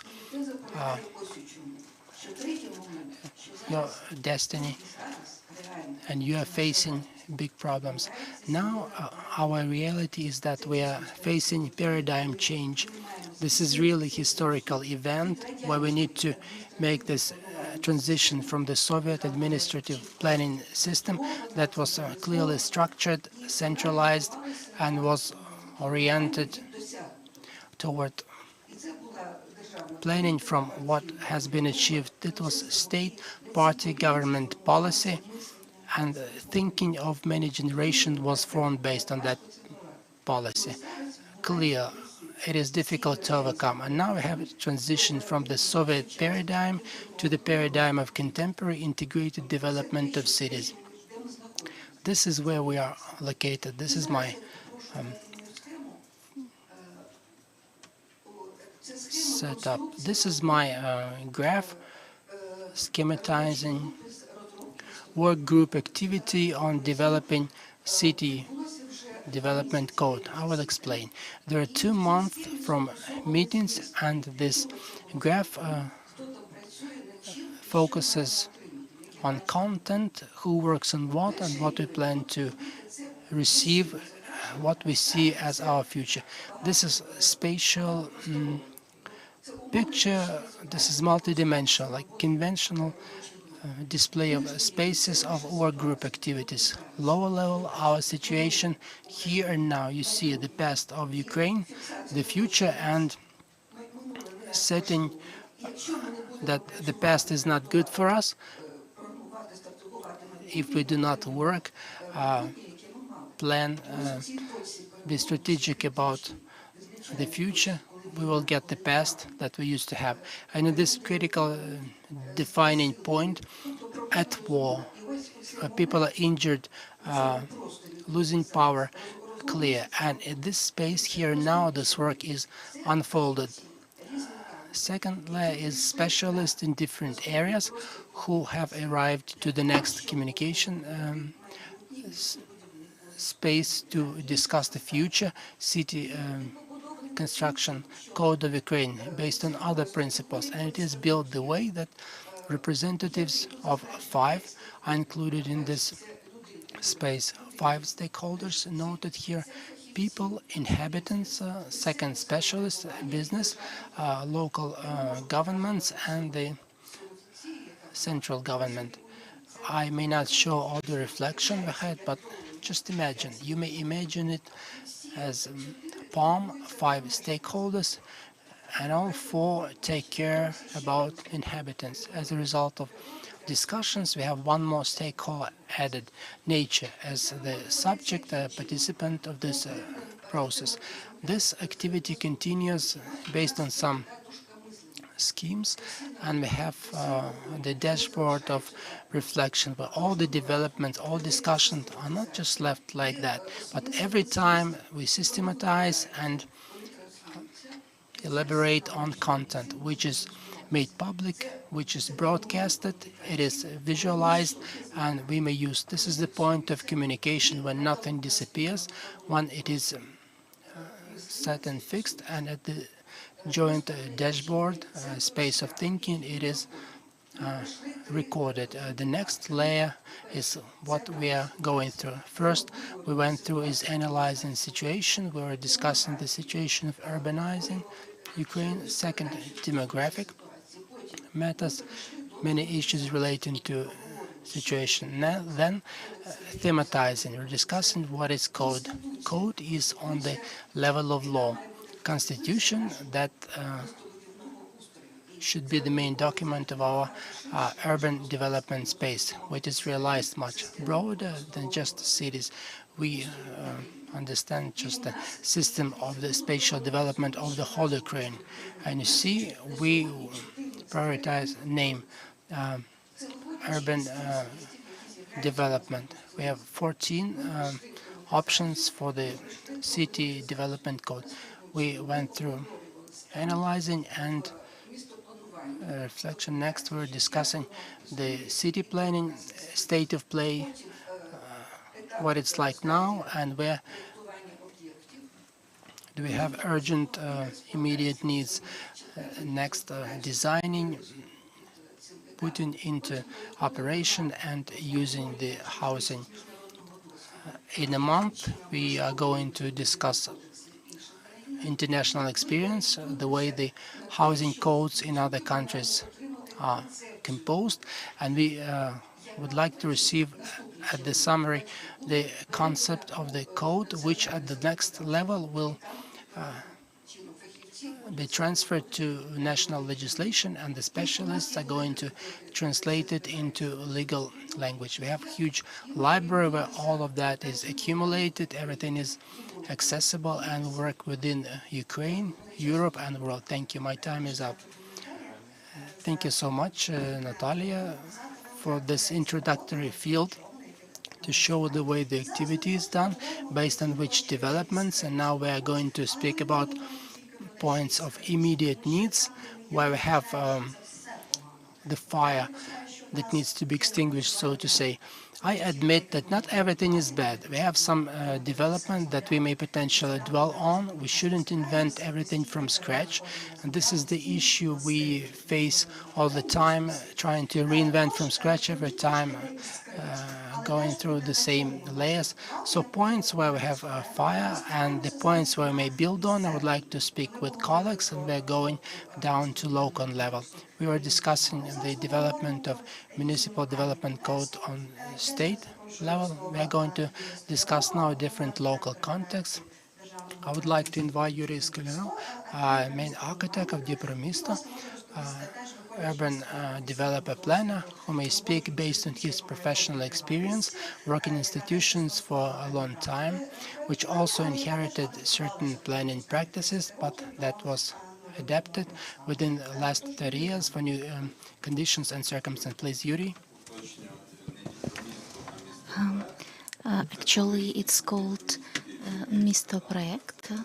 That's an independent state institution now, which is occupied in city building activities in the western part of Ukraine. And where we are now, okay, that's a very decisive point where we should think about strategies, but at the same time, we sometimes have to take really fast decisions. So we should be very careful to do the right thing and avoid mistakes So I see that our audience, the majority of our audience, including me, when we were voting to answer the question, we see that local experts and local communities are responsible for these policies in Ukraine. But now the situation is that actually these local stakeholders, local authorities, local communities and experts, they should be responsible. But in practice, we see that in terms of legislation, regional authorities have more value. And at the local level, they now have limited opportunities to influence the policies. And I, as a designer of some documentation, feel it so much. We had a very good start of decentralization, and we had great hopes. But for the past 2 years, we've seen some falling back. It seems that local authorities have a lot of power, but in practice, they don't seem to have influence over forming the architecture of their region or set some demands or influence some introduction of local historical or cultural limitations or peculiarities of life in this location. Because the regional authorities have their list set, and local authorities are left with very limited scale of opportunities. Of course, they have their instruments such as city building documentation, but the practice shows that whatever good things you put into this documentation, only 2 points are later used. These are the height of buildings and density. All our green solutions, all our attempts to take into account climate change or transport, it's only on the paper, and then it goes to archives, as the previous panel remembered, and we only take it from the archive when we need to identify the height and density. Well, the region says use all your instruments, but it doesn't work. All controlling bodies, from prosecutor office to other bodies, they only take into account these 2 points, which limits our space for forming a good policy. So we really hope to have a good new code where the influence on policies will be more balanced and more proportionate between the central and local administrations, communities. And the next point, it's about finances, because the development of our regions, cities and towns is connected with finances. Throughout the history of architecture in cities, we see that the development started only with the Industrial Revolution, when we started gaining taxes, budgets, and the finances to build our cities. Before that, they were only some sacred buildings and palaces of nobility, because they were the stakeholders, religion and nobility. So we also should somehow connect finances and city building policies because they cannot work in isolation. And another thing I wanted to say is about fast solutions and strategies. Okay, please remember that Fix It will be talking about it.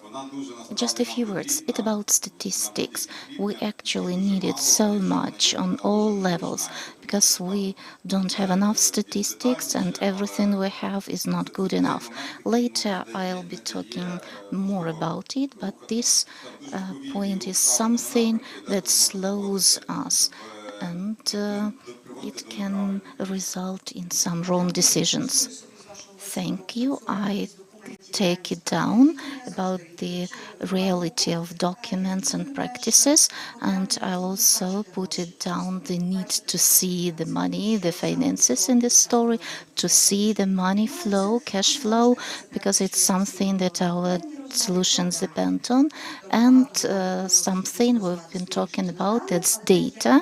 We need to base our decisions on data, but who collects the data, how it is collected, and when we set the task at the beginning of collecting data is also not quite clear. And now we are moving to Kharkiv, and I'd like to give the floor to Alexandra, urbanist, member of Reform organization which works with spatial decisions now and implements participative planning through public spaces. And she is also in informal education. She works in Ukraine and the Netherlands.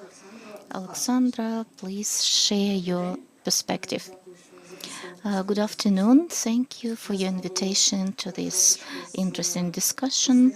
I'd like to start from the bottom and share our vision. I represent a public sector, and we often have different perspectives at what is going on. To begin with, I don't like the word city building. I'll try to avoid it, but there is this word so far, I hope. Okay.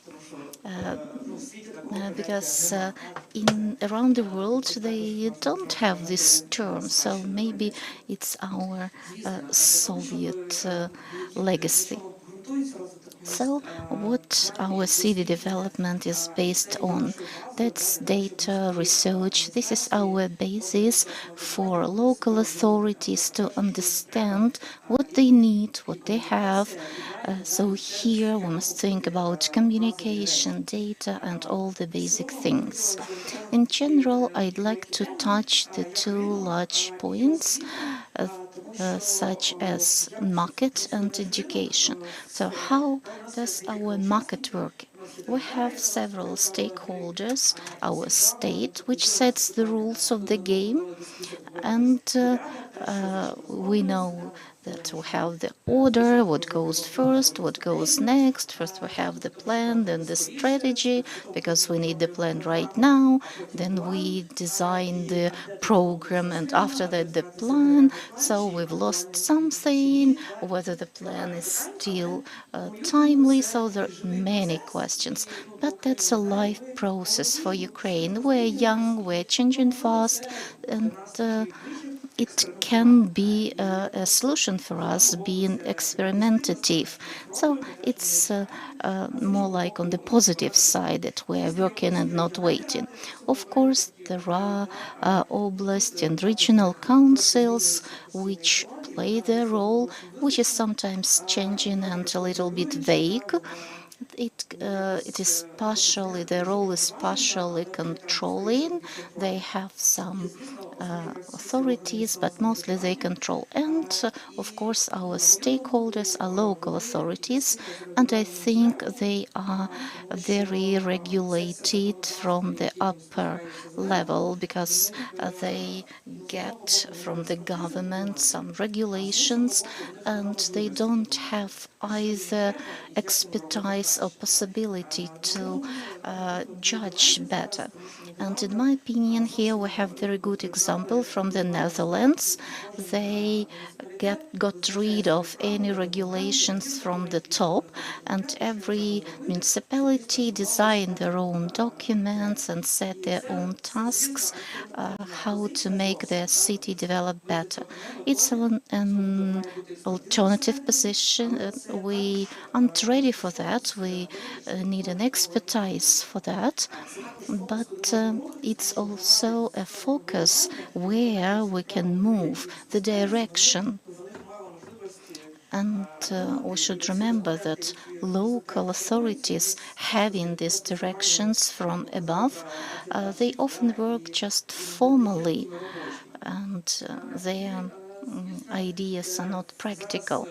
So, of course, our local authorities have to balance between these government formalities and working with donors, international best practices and expertise.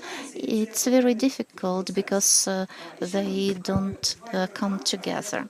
And there are two more stakeholders.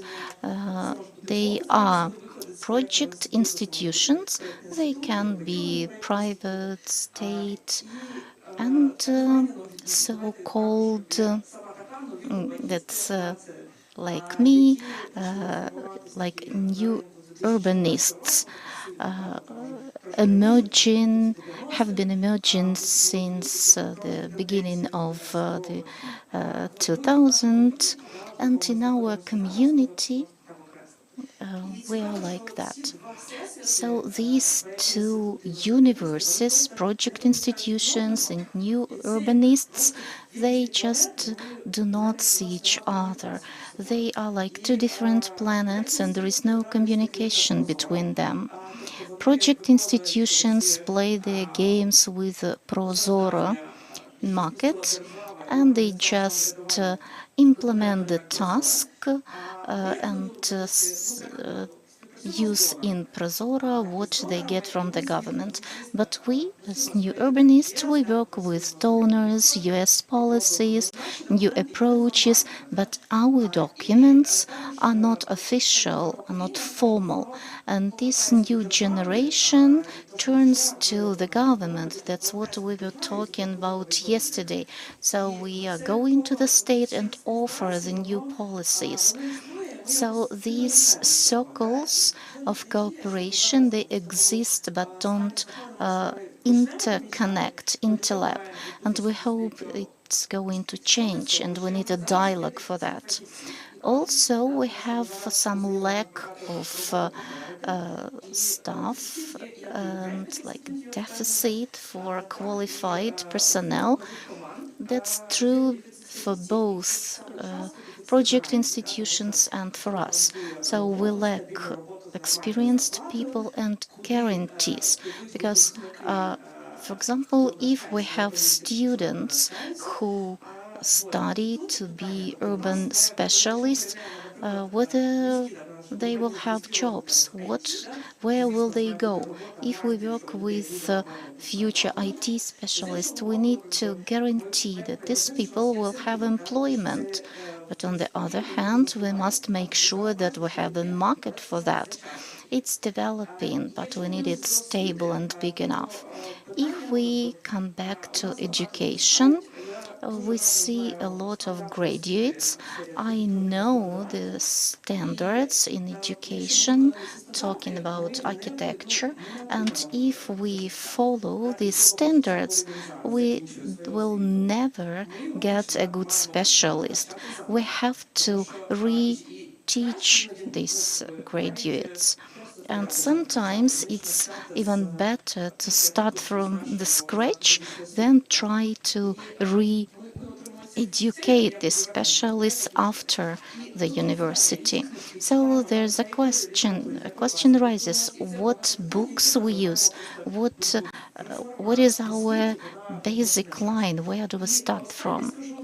And the last thing I wanted to say is about the product that project institutions and new urbanists produce. It must be transparent, understandable, that's clear. But the main point is for this product, if we don't want to be like in 1970s, to discuss something and get nothing. So when now we make a project and don't have anyone to discuss it with, it's taken to the expertise, it's signed or it is not, but no one sees it. So when starts discussing our projects, we need to look for best formats, best decisions. So the last point is implementation. You already started answering the question of what to do next. Let's finish this first round, and I feel that later we can combine these two rounds into one to include the audience. So the audience, please remember your questions. And now I'll give the floor to Sergei, the architecture, the specialist of spatial development. He's from Vinnytsia. We are his guest. So please, from the perspective of Vinnytsia, from your perspective of knowing the NGO point of view and the state point of view, tell about what we've been talking about. Maybe about this different kinds of financing, everything you think. Okay, it resonated with me when you said about благоустрій, and I thought how to translate that word because it's so specific and it doesn't exist in other languages. So, in order to understand where we are, well, we are in Vinnytsia, yes, but where we, the residents of Vinnytsia, are standing now. To understand that, I'd like to say that we are in a long transition period because before the war, we've had a lot of changes and reforms and the decentralization, which is frozen now, and we don't the situation with the city building documentation. And this topic is so specific. We know how effective the general plans are, and we have spatial limitations which do not give us any aims, any objectives. And parallel to that, we have different all kinds of informal documentation, some things that are used abroad, like strategic plans, which are now developed by different cities, and they have aims and visions for their cities and some set tasks to reach those aims. And so this informal documentation that helps us to in this transition, in this long transition moment where we need to systemize all the knowledge and tools, understand which tools are effective and which are not, because as of now we have to do a very difficult work with some like abuses of rules in different areas because we have these illegal buildings. It's also an interesting topic for discussion. For example, in Vinnytsia, we have this river. We are very proud of this precious area, but no one understands how to regulate the land along this river. And we have a lot of illegal constructions along the river. There are simple cases, and no one knows how to stop that. Of course, there are some fines, but the situation is getting worse. And we have this moment, transitional, pretty long, and the war overcomplicated this even more. The war brought up other issues because this is crisis of residential sector. The topic of our yesterday's forum, joint home, and the issue of residential stock. Part of it is destroyed. How to provide people with housing, quality housing. There are issues about quality of housing before, and now it is even bigger issue. First, important is speed, and only then quality, and it will be even bigger issue with time, duration of housing, space quality. We know that our state construction norms, the bands, one of the regulatory documents that all the urban development documents based on, have many shortcomings. And they are also in transition period. So I have outlined all of that as a transition process. We are within the lengthy transition period, and the war just complicated all of that. Thank you so much. If you may please show the results of our survey, and we will move to the second round that I will combine with the third circle, if you allow. Future is never empty. It is always colonized by what we used to have and by what we have now. We will never get there like in blank sheet of paper. We have some expectations, we have some realities, and I hope that this round of discussion forms some lines of tensions, but also some opportunities we may build on.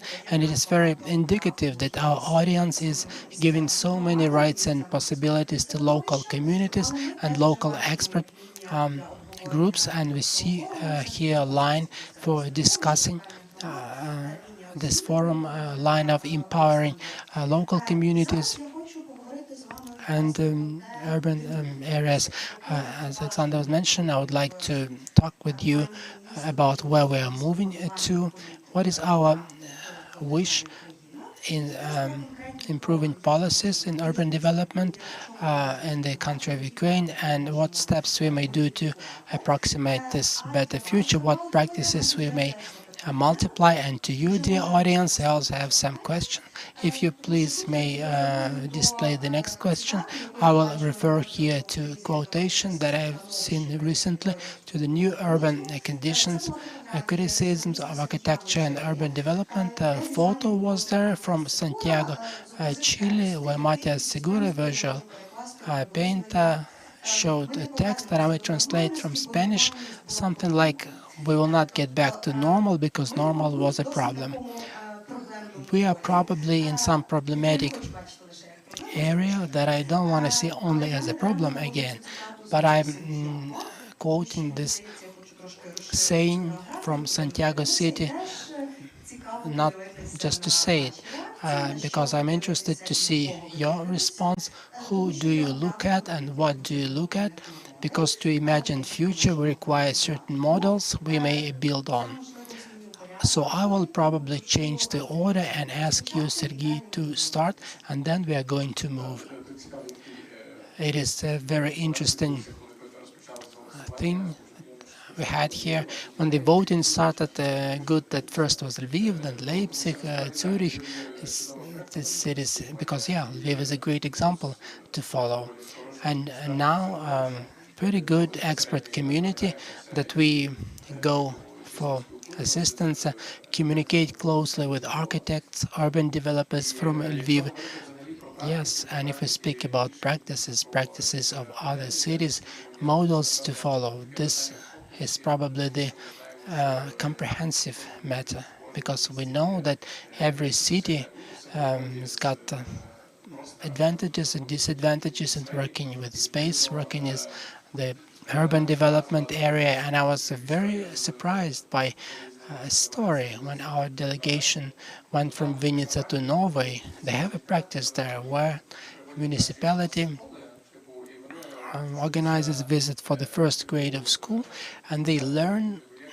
Their lesson topic is the way municipality operates, and they learn during several seances, so to say, some basic things, which is very important point as a practice of upbringing client. We as executives, as those who serve city, design city, there are people on the other side who use this, and we understand that we need to improve the quality of this client. We understand the higher the quality of the client, the professional community is going to grow better. Sometimes people don't give thought about impact on city. Do they buy apartment from the developer who provides necessary functions not only to meet their needs but the needs for the municipality? They don't think about outside spaces. They do not understand that they're going to be using not only apartment but the space in the city. And one of the important point, I would say that this is bringing up this target audience, bringing up clients. What Alexandra was mentioning, education should be not only vocational; it should be from the for the outside, for us to shape the client who uses the city. Thank you. So, education is a great area that we need to study in different ways. We are speaking about vocational education in the urban development, city planning and architecture, also about broader competence. As you have formulated quality of client, I would say more that we need to work on bringing new practices to this area, new lexic, and maybe new decisions we made. Alexander, you started answering a little to the question what to do, but where should we move to? What is the optimum area in your opinion? I will repeat a little. Definitely, it's making less regulation in activity where we regulate everything that may be compared to bringing up a child. A child's got all the clear rules what to do. Child does not have critical thinking, what I want to do and what else can I do. So we need, in my opinion, to have less pressure on local authorities in terms of mandatory regulation, what they should do, because this provokes a formal approach, and in my opinion it entails many difficulties and just cuts short creativity for people. On the other hand, definitely improving qualification, enhancing qualification in the professional area of executives, also in the area of customers, local administration, because we do not have the circle of professional customers formed who may clearly set the question to formulate the demand. Formulating the request is also very important, like the implementation, and those two sides should be professional. Definitely higher education, new standards for higher education. We need to delineate architecture from urban planning. Those are delineated, but urban planning is doing different thing. We have the urban development, urban planning. We need to resolve those unclarities. We have the landscaping, landscape planning when we design space areas, greenery, urban planning, urbanism, different names in European context. We should come up with normal architecture that shouldn't imitate city planning, focusing on sustainability and quality. We need to separate all of that a little. I think that we need to form one market understandable for all, how we cooperate with each other, and not like we do not notice each other and pretend that this is like it should be like. I think that super important point for us is cooperation.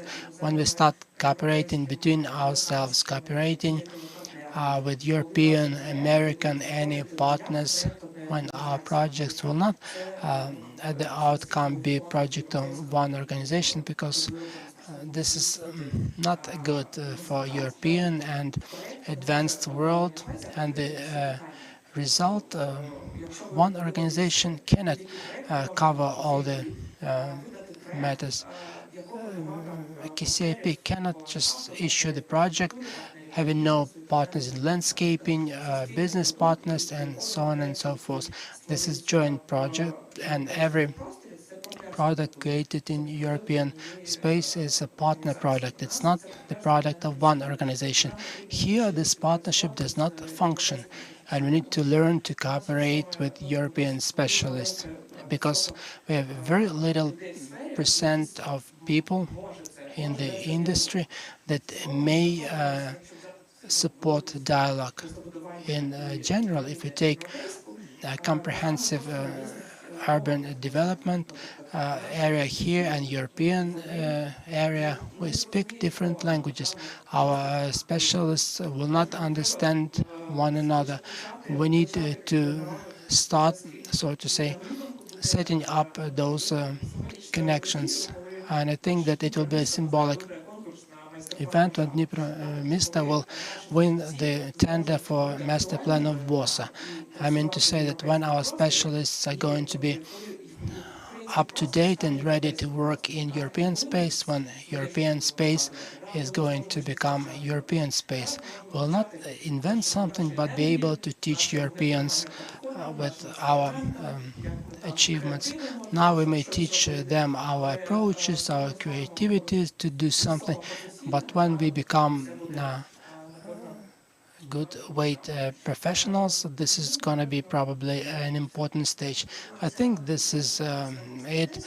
Idea about expertise transfer, how it is moving, the West moving toward East, or are we based on some other geography? I was so inspired by this quotation, actually, because we tend to see some geographies and do not see other geographies, sometimes to learn, but sometimes also to suggest our own solutions. Of course, we need to learn, but we're speaking about balanced relationship between expert communities, among others also educational communities, but we are speaking about capabilities, potential, and resources. Let me add one last phrase. Of course, participation, involvement. I may forget because it's normal for me. That's only the way we work. Of course, involvement, cooperation, and results which are elaborated, so to say, should be made public for general population. Many people speak about participation, about involving people, but even when people are involved, and what's next? Okay, people participate and they need to know what are the results, what is the process, to know all the stages of the process, not to be involved only in the meeting, but to be involved in all the process. This cooperation also means cooperation with communities, cooperation with people, different poles in urban planning, cooperation with the state. We need to learn this cooperation in Ukraine, and I think that this is one of the important focuses. Where is the expertise? Is it just in the plane of professionals, or is it also in other planes? And can we see those planes and to interact with them substantially? Yuri, I think you also had a comment. I hope you remember it. If it is topical at this point, what is your ideal picture and how can we approximate it? My perfect picture of where we are going to.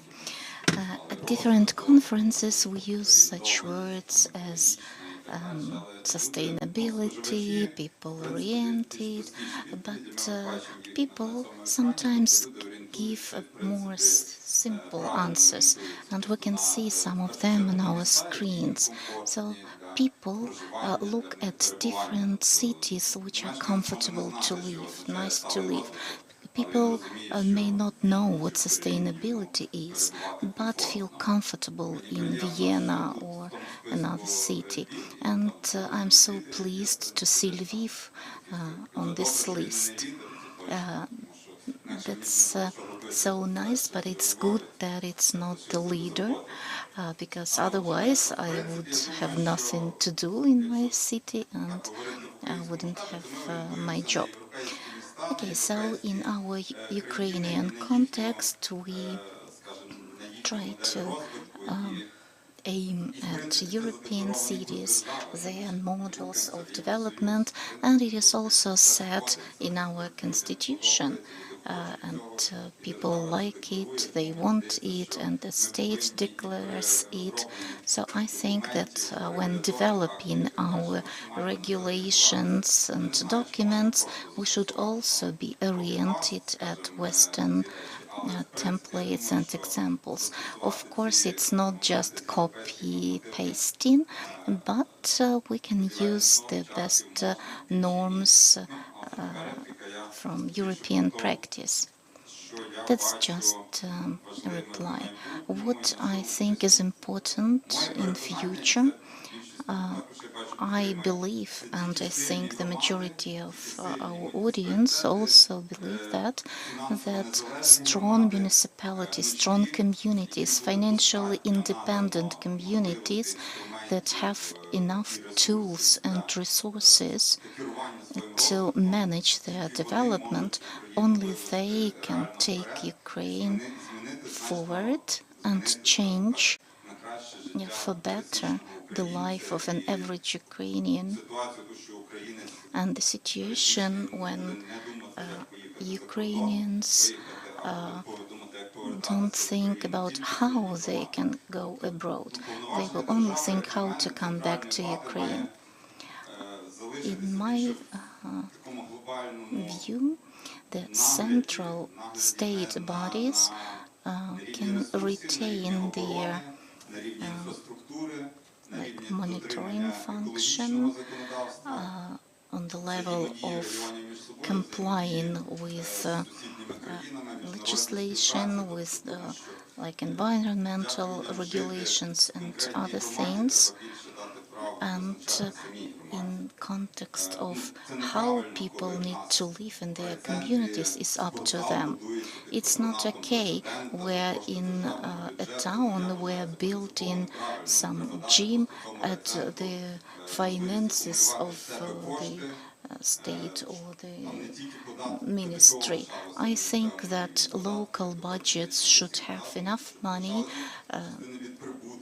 substantial part of taxes, and because it's not okay when a plant works in one city but is registered in another region and the taxes go there.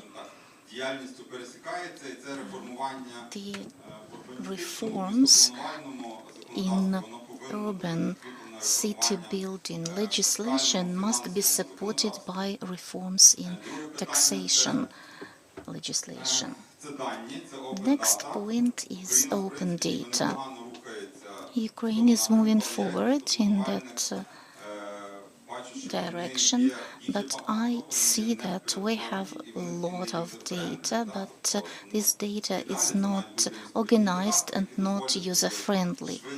We should have registers where people can easily find information to be used for fast decision making.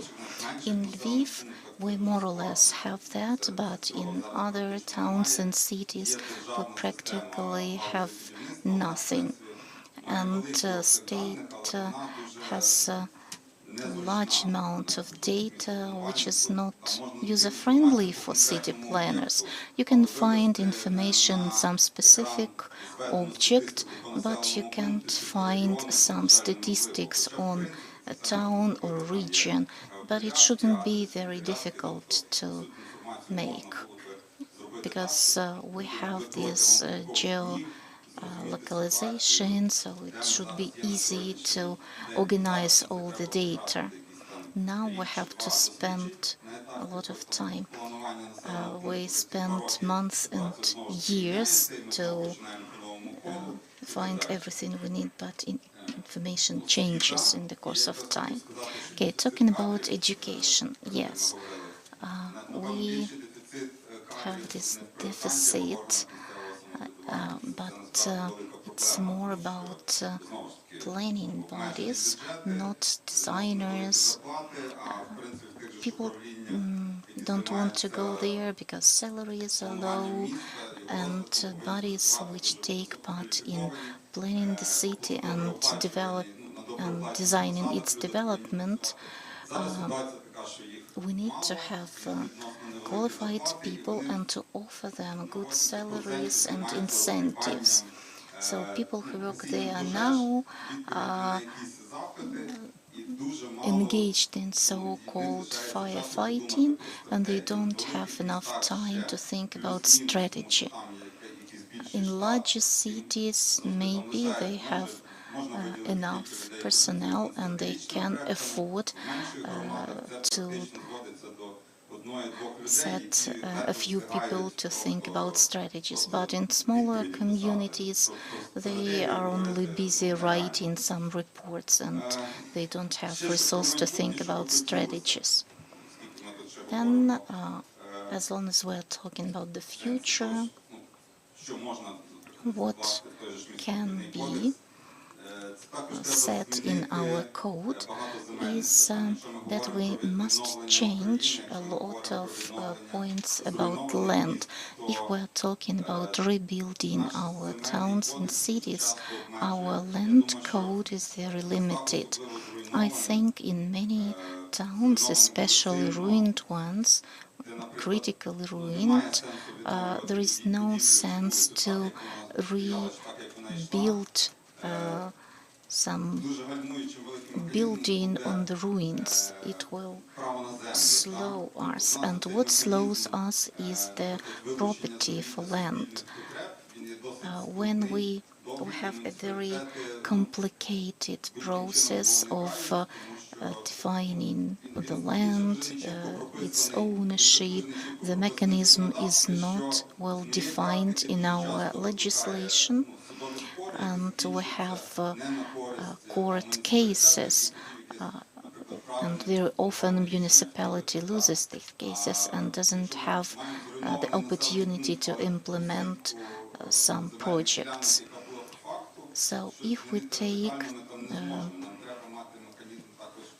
the current situation, we can't change anything radically until we have changes in our land code. So it needs to be adjusted in the context of what is in store for us. Okay, and let's come back. We are coming back to the level of codes and local cases. And the question is city building policy only about cities, or is it also about taxes, land, different geographies, different sectors? We understand that a city is a lot of things, and the city is a place for life, and our life is work, rest, opportunity to show yourself. So now you're working at this vision document which sets the principles of our policies after the war. So what's your ideal vision, and how do you see this instrument as a step forward to bring this future? Thank you. I'd like to start at Sergei's words about this transition period. Really, 100 of years ago, Ukraine was taken from the historical natural process and was in an artificial construct called the USSR. And when this ended, we didn't have this essential work on redesigning changes. When we are talking about changes now, we need to remember about that. Our working group has been working for 2 months, and we hear, what is there to discuss for so long? I can give you everything you need to tomorrow. But these are only copies from the Soviet period. These 2 months showed that there is no other way but to make this new model ourselves. It's a huge historical process. We have representatives of different communities who communicate and try to understand one another. It's the first time in our history. And we are working at creating our own Ukrainian model of interrelations between all stakeholders. This should be a model that guarantees, with all the necessary fuses, the balance of interests for all stakeholders. That's a mega task. Why? Because everyone understands that now in Ukraine, well, we used to give more weight to developers. The more square meters they built on a square centimeter of land is the better. But now we're changing this ideology. In principle, not even saying some fancy words about people. Like you remember, in the USSR, they used a lot of fancy words, but they used people as a resource. And now we have this transfer, this change. It's understandable for people, but we need to set it, to fix it on the state level. The balance of interests of all stakeholders, build our own construction, discuss it and agree on it. And then everyone will do their job in their sphere of competence, but with communication, with understanding who does what. And parallel to that, we're discussing the documentation on all levels. Like this year, the general plan for Ukraine is over, and writing, but project writing should be a permanent process at all levels. So we must have formal and informal project design, and interrelations between them at all levels should be set.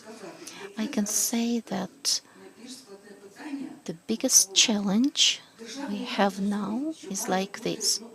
On the state level, everything's understandable. There should be a general scheme of spatial development for Ukraine.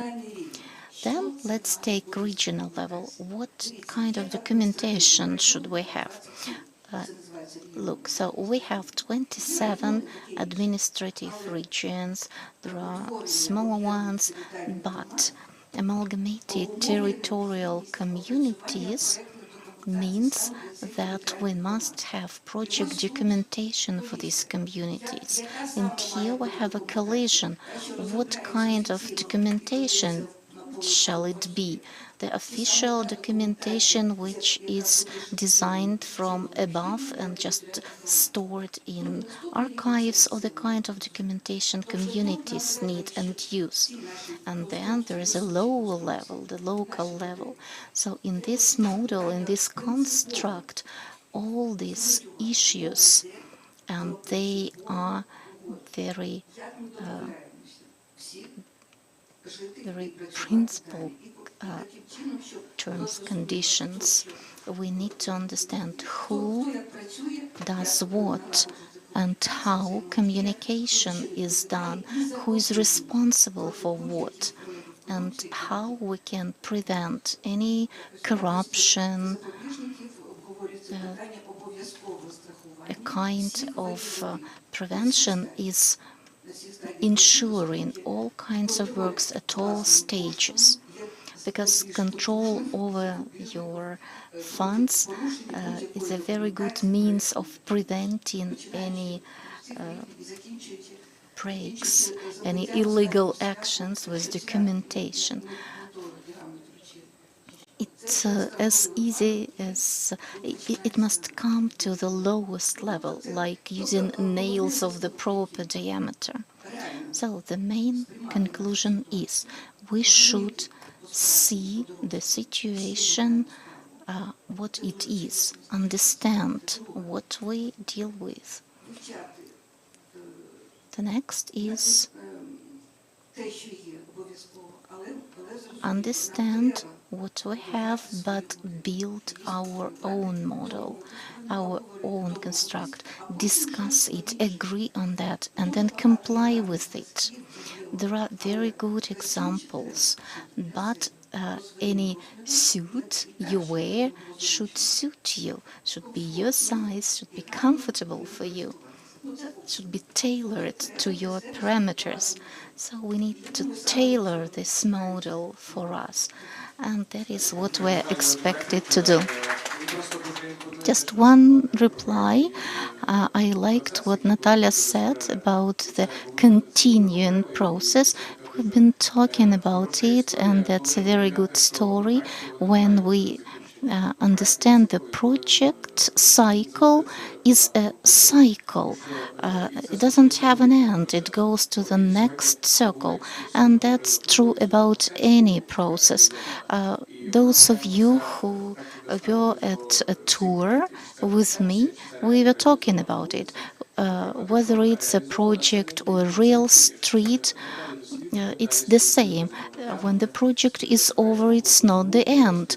We talk to people, we talk to focus group to understand how the project works, whether they like it, what can be changed, what they like the most. So it's an ongoing process, and it's true for all the project process, because our old stereotypic understanding is that every project has an end to that. We've done it and given, and that's all. I think that now you can just say a few words. We have a couple of minutes, but then we'll open the field for questions and answers to working with the audience. I just want to add about a very interesting and important point about our cultural legacy. At this discussion, I came to understand that planning and building new projects must be differentiated from cultural legacy. What I mean, when we build some object, that's some property, but for it to be a cultural object, it should have this cultural value. So there is one process like building, exploitation, utilization, but if it's some cultural or art object, it's a different story, and it's a different direction. And I'd like to say that we have some ideas, and we've been working on that for a few years to start differentiating these two processes. I think important here was temporality and how can we approach the city. City is a living organism. I don't like this metaphor with the organism. It is more signifying what is moving and changing. Something of that kind is changing slower. I need to understand this in the temporality of the city. Some values are more tectonic, and value changes take place slower than changes in the material space around us, but we need to think these processes as interrelated, and this is important activity which is going on. I think it's important not to postpone these conversations, difficult conversations that may provoke conflict, but the conflict may be also very productive. That's something good, and shining may grow off. Alexander, I had some questions. Yeah, we're speaking about positive things. I would like to note two positive things. First is that we experiment so much. We do not wait, we move ahead. And in general, for some period, we will have lots of developments that we may discuss, share experience, and this is important stage for us also while the war is going on. And second, creating a city building code. I'm also working in group of urban development code. I would like to support you and say that in the audience there are 2 or 3 people who participate in this group activity now. I would like to encourage everyone to watch videos of results which are posted on YouTube on development. Those with the group involved, please visit every meeting. We have a lot of activities online. I think this is a good process anyway, and the more all of us are going to be involved and to provide feedback, this is open process, the better we form this model. And this is about responsibility. If you sign up to participate in some initiatives, it means visiting events and responsibility by time, by expertise in some our joint area, joint activity on our desired future we're building now. May I add just 1 minute, please, because we'd like to hear audience. My response.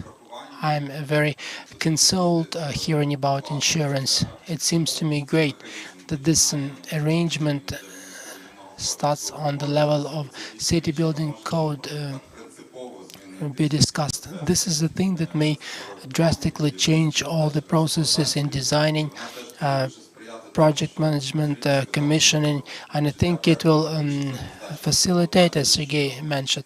End of project will not end by commissioning. The construction subjects will start thinking about how long this house is going to stand, or the space area or street, how it's going to be used, and how much money will be needed for its exploitation. Insurance is cool, because as our life shows, all those repressive methods like giant fines and so on do not work. Okay, someone got fined, okay, got some lawsuit, okay, get a deal, fine once again, you punish specific executive.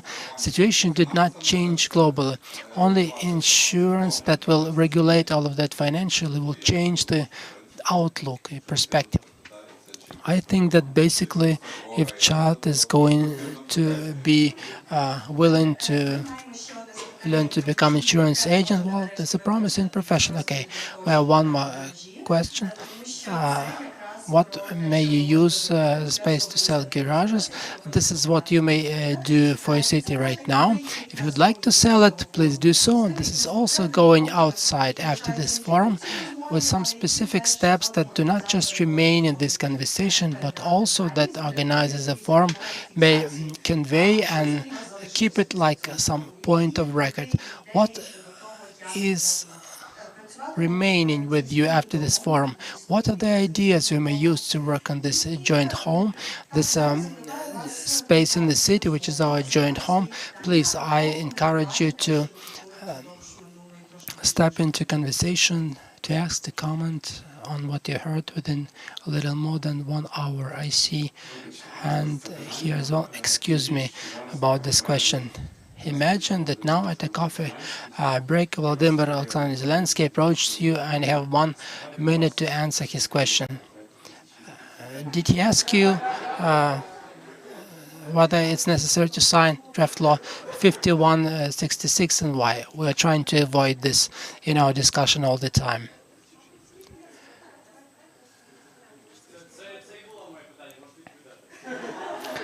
That was my question. Your responsibility. Please, colleagues, signal who have questions. Okay, questions. You have a minute or even less, 30 seconds, I would say. I would ask about your approach. You read it, definitely.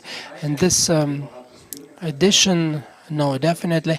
I think, in short, everyone understands what we're speaking about. Many contextual points, work of architects, changes. I would ask him if he realizes that there are many contextual points in this draft law. At this point, I will tell him, please do not sign.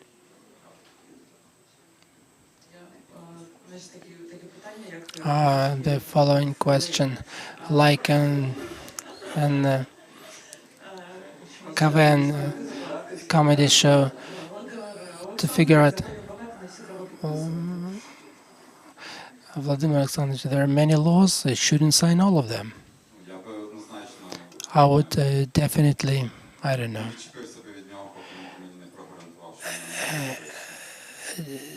grab on him and did not let him go till he guarantees that he is not going to sign. So the answer is only one, but we are very creative about all of that from all the, I would say that shouldn't. This is yesterday, and this is not the freshest fish. The better way is to accumulate money, create a proper platform, and then at the necessary point to implement the fundamentals we have agreed upon at a later point. Thank you.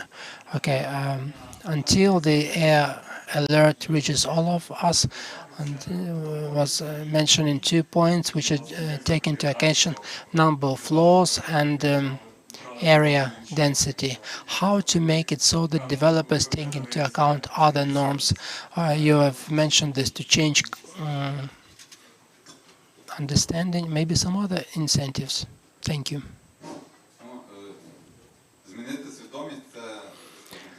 Changing understanding is a long process, like education. Definitely, that's what we are to start from since the very childhood.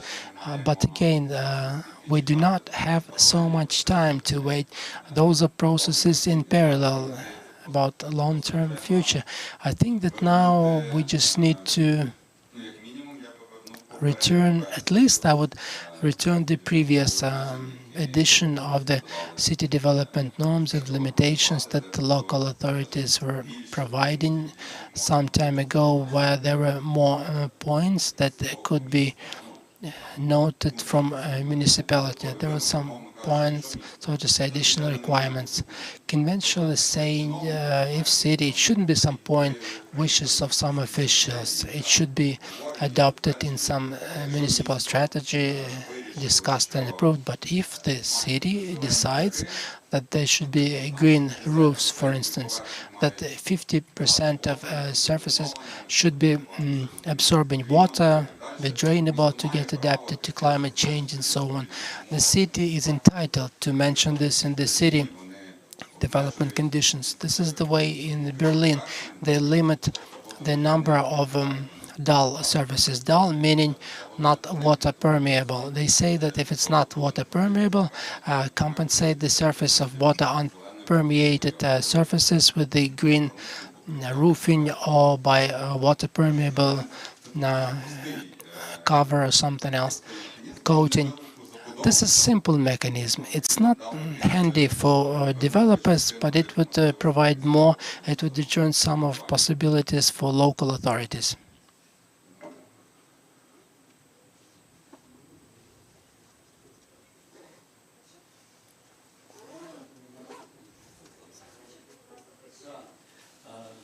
Please do not grab the mic from my hands.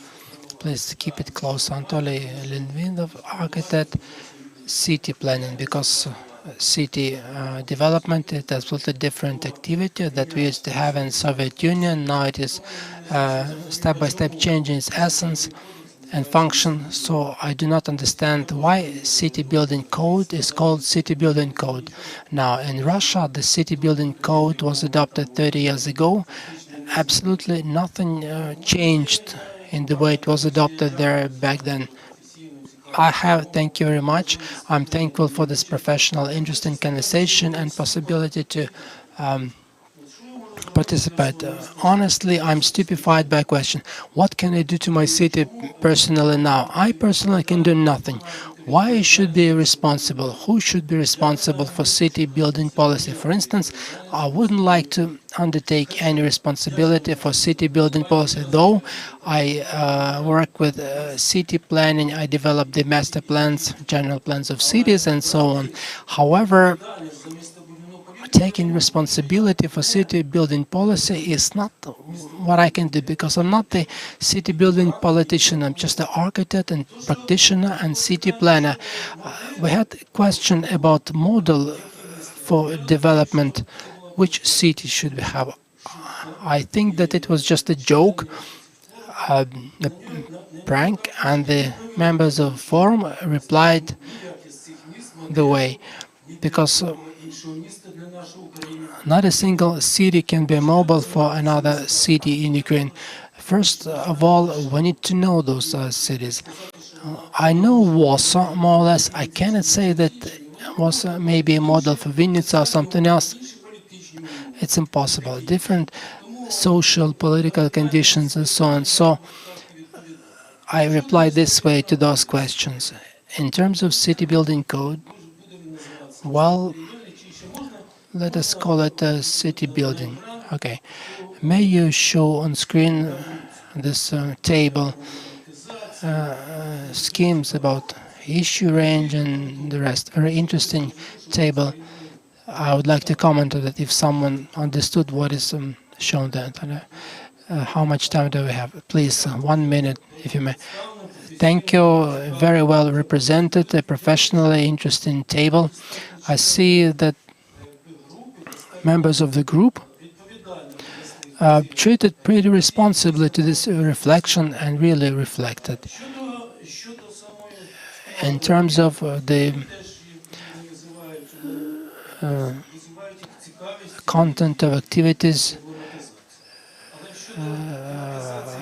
there's nothing interesting or doubtful. I think that the one intermediary chain is missing because issue finding may not go right to designing something else. Maybe before that we should have some concept, strategy, or some other interesting intermediate things that should transfer us from analyzing issue finding to the designing. Thank you. Thank you very much for your comment.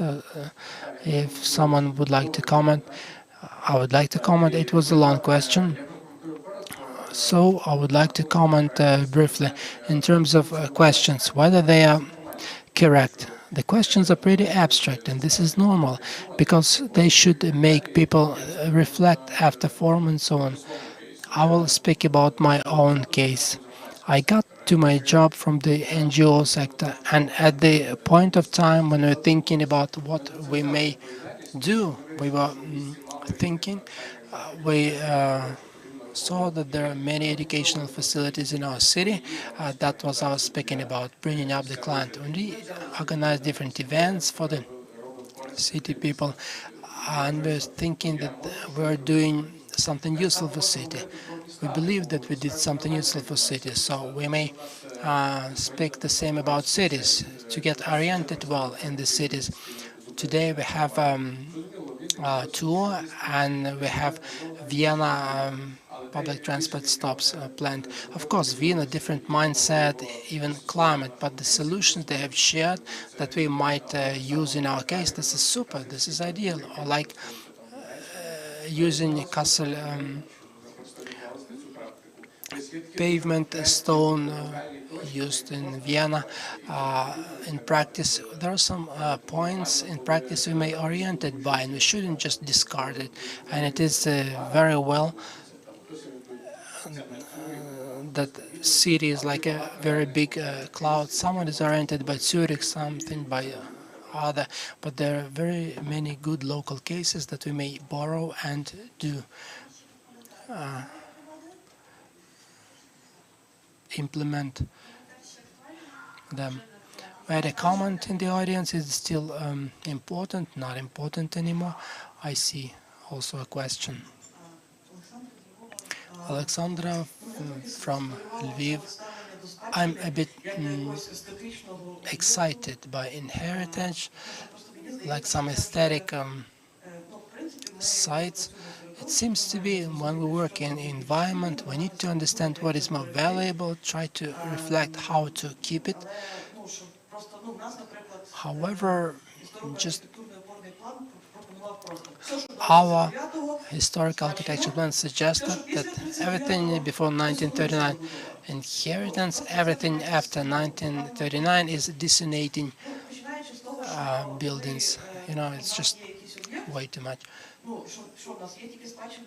If we have some site, do we only have some inheritance and some new buildings, starting from not overusing materials for construction that we shouldn't? We need to start from what is better to renew or better just to live as is. and not just think that this house is beautiful. We consider this as inheritance, and all the rest we just raise it to the ground and build a new. This opinion was um, discussed a lot when difficult decisions had to be made after Second World War. Now probably we need to look at that from a broader perspective, at least take into account life cycle of buildings, construction materials, and so on. Thank you for your question. I introduced this topic maybe not very well thought because it requires more extensive discussion, and this topic is complicated. It's not that easy. Under managing cultural inheritance, we mean very complex process, starting from identifying, evaluating, accounting for, entering into register, and all of that in the setting of a public-private partnership.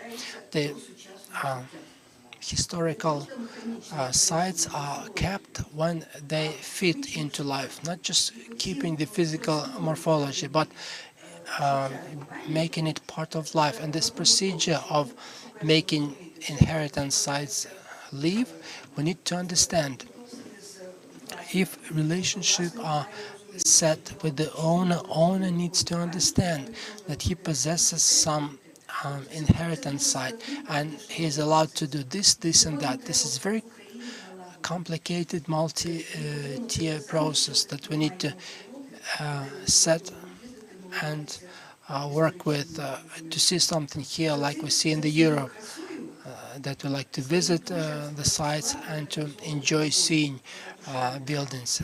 Very many organized multi-tier activities are behind that, and we need to have the same system to launch it and to live with it. Then we will not have to save something as emergency process. This process should be organized in a way, but it should be comprehensive, multi-level. This is a difficult topic. I'm ready to discuss it separately. Thank you.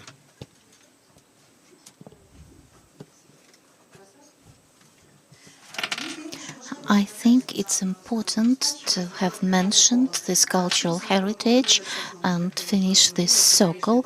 So we came to the past again and came back to the current time. And to sum up, we need to look at all directions, look back, because we cannot invent something out of the blue. We are trying to understand the current times, find data, analyze, set questions, but we should also think about the future and be brave while remembering our baggage. We must look at ourselves to understand and also look at the world to learn from the best and to find different balanced relations with all environments. That's about shared responsibilities. We are looking for the models which can work in our context. And living in a city, that's about us. It's not something abstract. That's about us who are here in this room, who are watching us online and will be living in the future. So I'm urging you to plant the seeds of our beautiful future and start building it now. Thank you for your attention, and let's start the closing procedure. Thank you, Natalia, for your moderation, and I'd like to thank our speakers and the audience for this substantial discussion. And dear friends, now we have 30 more minutes of our time together in this beautiful room. So we'll be finishing. We won't have a break before that. We'll be doing it right now. So I'd like to check where we are, how attentive you are.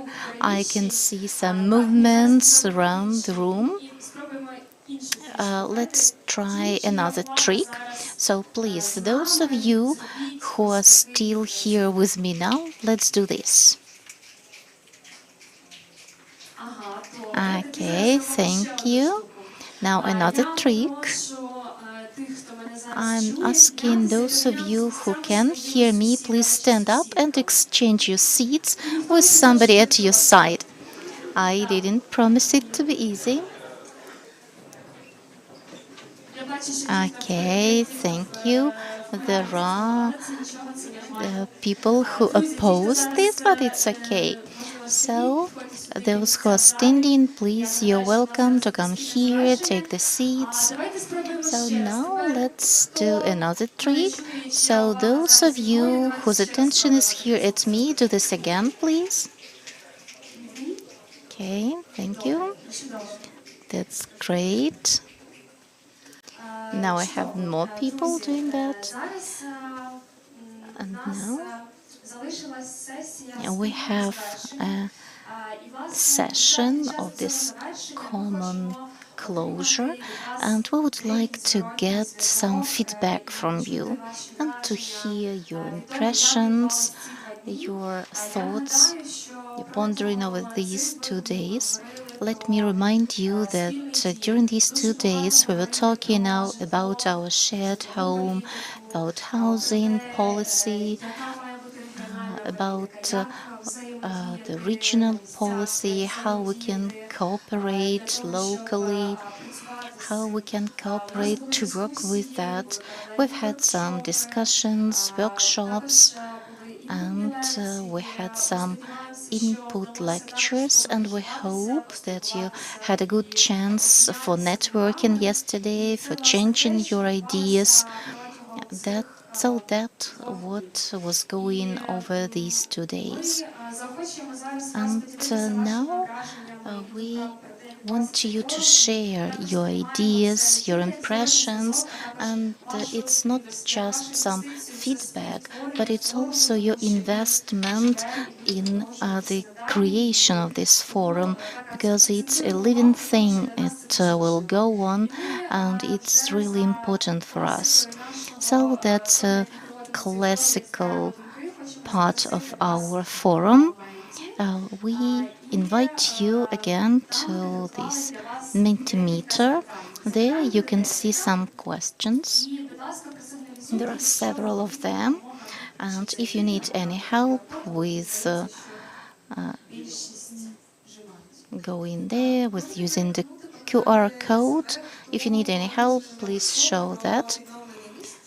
Please, can I see which of you came from the workshop?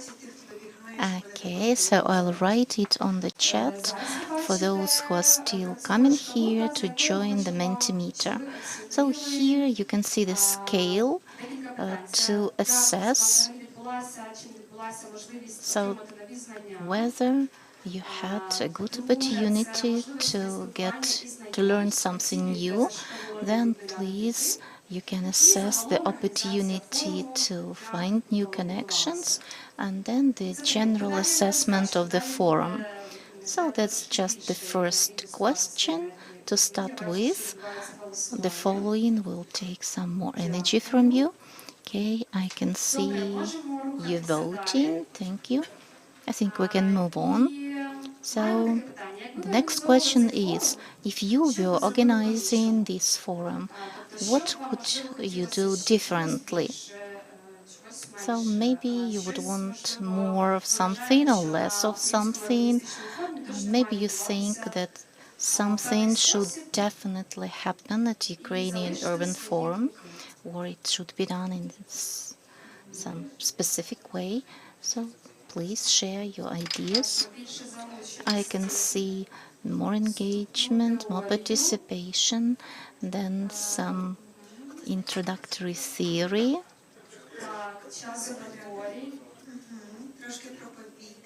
Something about the air. Yeah, there are too many of us for this room. More dialogues, okay. Less monologues. More stickers. More merchandise. Another party. I can see many people writing about OMS, urbanist course, I hope. Uh, okay, great. If you can't see the screen, look around. You can find another one, but we are voicing some points. Okay, mapping, everything was fine, air conditioning. Okay, so I won't read all the points. I'm leaving it for further work with our team. So let's move on. So, what was the most useful for you at this forum? Please be as specific as possible. Think about your personal perspective. Not that you think that something is wow, great, but think about your experience, your expectations, think about what you came with here today. So, what was the most useful, helpful for you? Okay, new colleagues, meeting new people, Ivan's lecture, networking, Verbitsky speech, networking, understanding the discourse and challenges in rebuilding communication. Okay, I can see Ivan's lecture is on top. The possibility to sell the garage. Thank you for keeping the line, whoever you are, but that's like a red line in our forum. Okay, discussing the city development, the possibility to leave the war project and come back to rebuilding perspective. Okay, we've been talking a lot about that. Ivan said that forum will come to Bukovina. Being, I understood that everything depends on people and everything's possible. Okay, Pecha Kucha, communication workshops. Okay, thank you. You can keep doing that. If you need more time, you can see that you can come back to the question. We can see that networking and reflection. Okay, so let's move on to the next question. We have two more. So you can think of how much effort you have. So, what new ideas did you have during this forum? If you didn't have any new ideas, you don't have to answer, but if you have, how are you planning to use these ideas? Thank you. Study urban planning, work at community capacity building. We've been talking about that, yes. Build participation in communities during the process of code discussion, analytics of house building sector, preparing specialists on urban studies, changes in communities, find communities. You still have some time to find your community. What to implement everything I've learned in my community, invest in people. Government is a facilitator between stakeholders. Okay, then think about projects which are not over at the point of implementation. Work at resilience of my community. If you have any desire to comment on your points, you can take a mic. Okay, buy some flowers. Wonderful.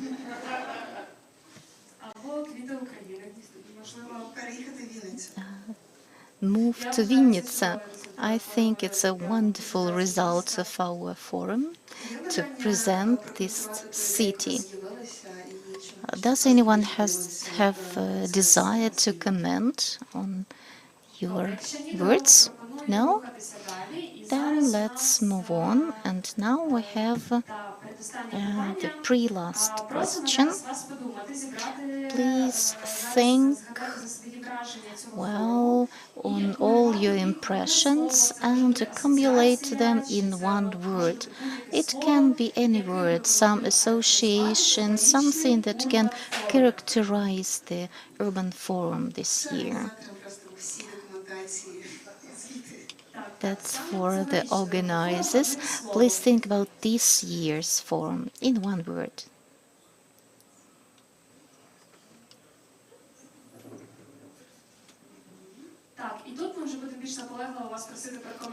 And here we would really want you to comment, so please raise your hands if you can unpack your word or association and share your ideas. You're welcome. Please don't be shy. These are the last moments in this space, among these people, the last chance to say what you think. Thank you for organizing this wonderful event, and I think inspiration is the most important thing that we can take home with us, because talking to people who think the same way as you, that's invaluable. I am talking about myself. After this forum, I have desire to act, and that's a good incentive to work. Thank you.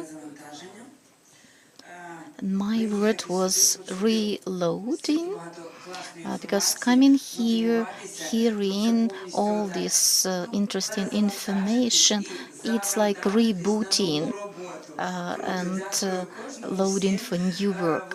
So thank you, everyone. I was catching every word. That was absolutely new for me. I am a newbie here. Thank you. Anyone else who wants to comment?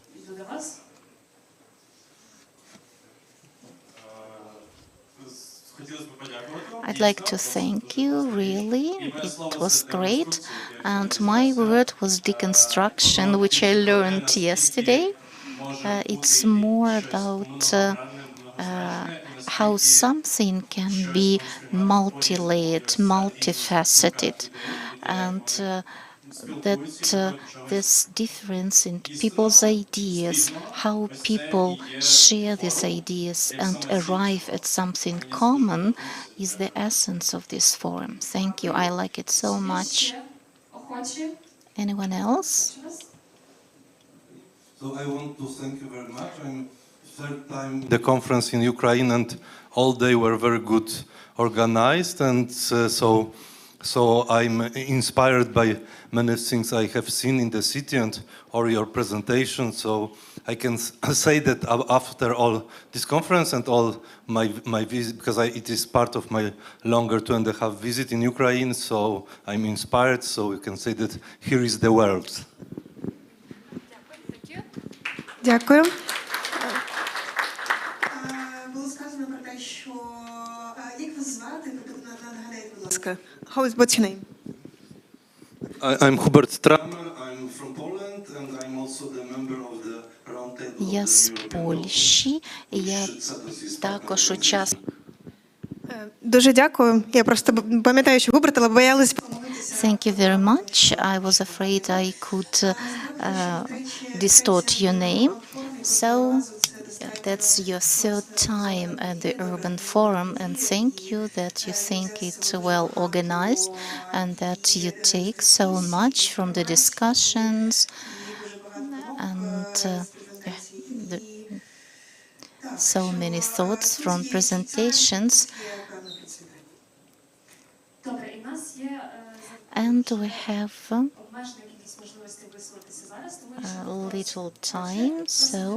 little time left, so please signal if you want to have a go. I'll read some words. Some of them are dialogue, hope, initiative, proactive, meaningful, pecha kucha, which is obvious, housing, drive, dog patron, community, invasion, blah, blah, blah, participation, cooperation, rebooting. the joy of creation, networking, lunch, cities, and at last.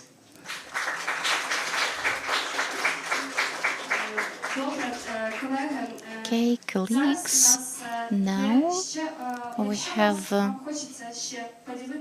if you still want to share some thoughts with organizers, if you want to say something, to comment on something, there is another question in Menti. Please open it, but don't show it on the screen. Now you have the opportunity to vote. So if you have something to say, something meaningful to tell the organizers, you have an opportunity to do it now. This question will be open for some time, so if you can do it quickly, you're welcome, but it will also be open for some time. So now I'd like to give the floor to Anastasia to officially close this forum.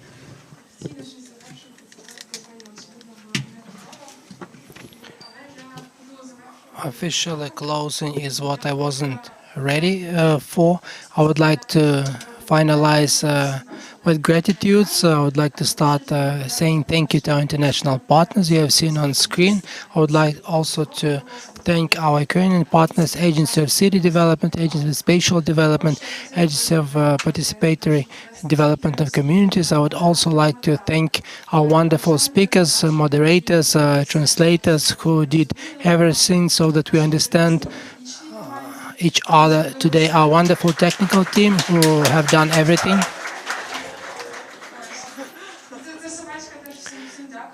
This dog is also saying thank you, everyone. A wonderful technical team who did everything so that we could hear each other, see each other, and for those that couldn't arrive today to be able to see us on internet. I would also like to thank this wonderful Space Quadrat Hub City in City that were receiving our workshop, Restaurant Marcel that made wonderful coffee break for us, and of course I will thank a lot to our wonderful team from SEDAS. Katarina Babic, please come here to us. Katarina Babic, Alexander Prima, Alina Khalashvili, Anna Vorobyova, Yulia Nazarenko, Natalia Lomonosova, Olena Sirvu, Tatiana Жеребкina,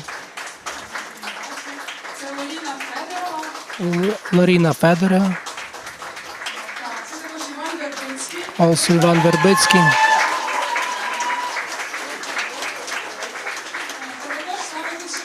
Also we have Marina Bakaenko with us. And our wonderful facilitators, Alena Angelova and Karina Fursa. Also wonderful team of City Development Institute. Nazar Kovalenko, go here. Yana Tchaikovska, I do not see if Yana is here, please come here. Victoria Pisotska. Excuse me, Katarina. And Slavik Palgun. I don't see if Slavik is here. If you are, please come here. I would also like to thank our photographers, Mykola Arkaluk and Sergei Olinik, who've done a lot for this forum to be documented. And as you may see, I hope I haven't forgotten anyone. You see that there's a huge team of people behind the forum and very much work which is often remaining unnoticed, often remains beyond the screen. It's often like that, not only at our forum, in many areas of life. And in our cities, we often do not notice people who stay behind the curtain, because cities are not only business, not only innovations, not only creative, not only those who are in light, but many other people who do invisible labor for everything to operate, for transport to move, to water to pour from the faucets, for streets to remain good, and all people require support. Sometimes we do not notice it. We sometimes also need support. We are vulnerable, but there are people who require the support more than others. It is important thus for me that we understand that it is worth to support and develop policies that will enable this necessary support to others. Housing, affordable housing is one of such policies.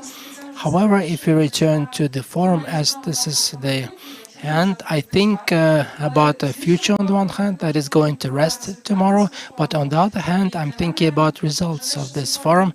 And for me, the fact that this forum took place is a huge result, as this space is a possibility to stay together, to look at each other, to share ideas and thoughts, to hug each other. This is what doesn't happen often, unfortunately. And I think that this is the feeling of togetherness, unity is what we take home. So I want to thank each one of you. I want to thank our wonderful, great, smart, amazing audience. Let us applaud to one another and thank you.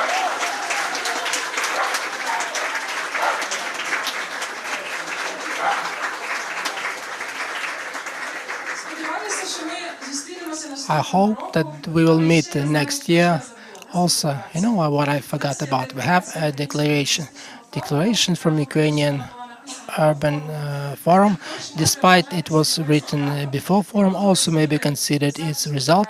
If you like to sign this declaration or to get familiarized, it will be on our website, SEDA's website. So you will have something to do before you're going home. Ivan is saying that it is at registration. If you haven't taken it yet, please take it, and on WhatsApp also. So we're going to publish results in our wonderful social media. I hope to see you next time. Bye.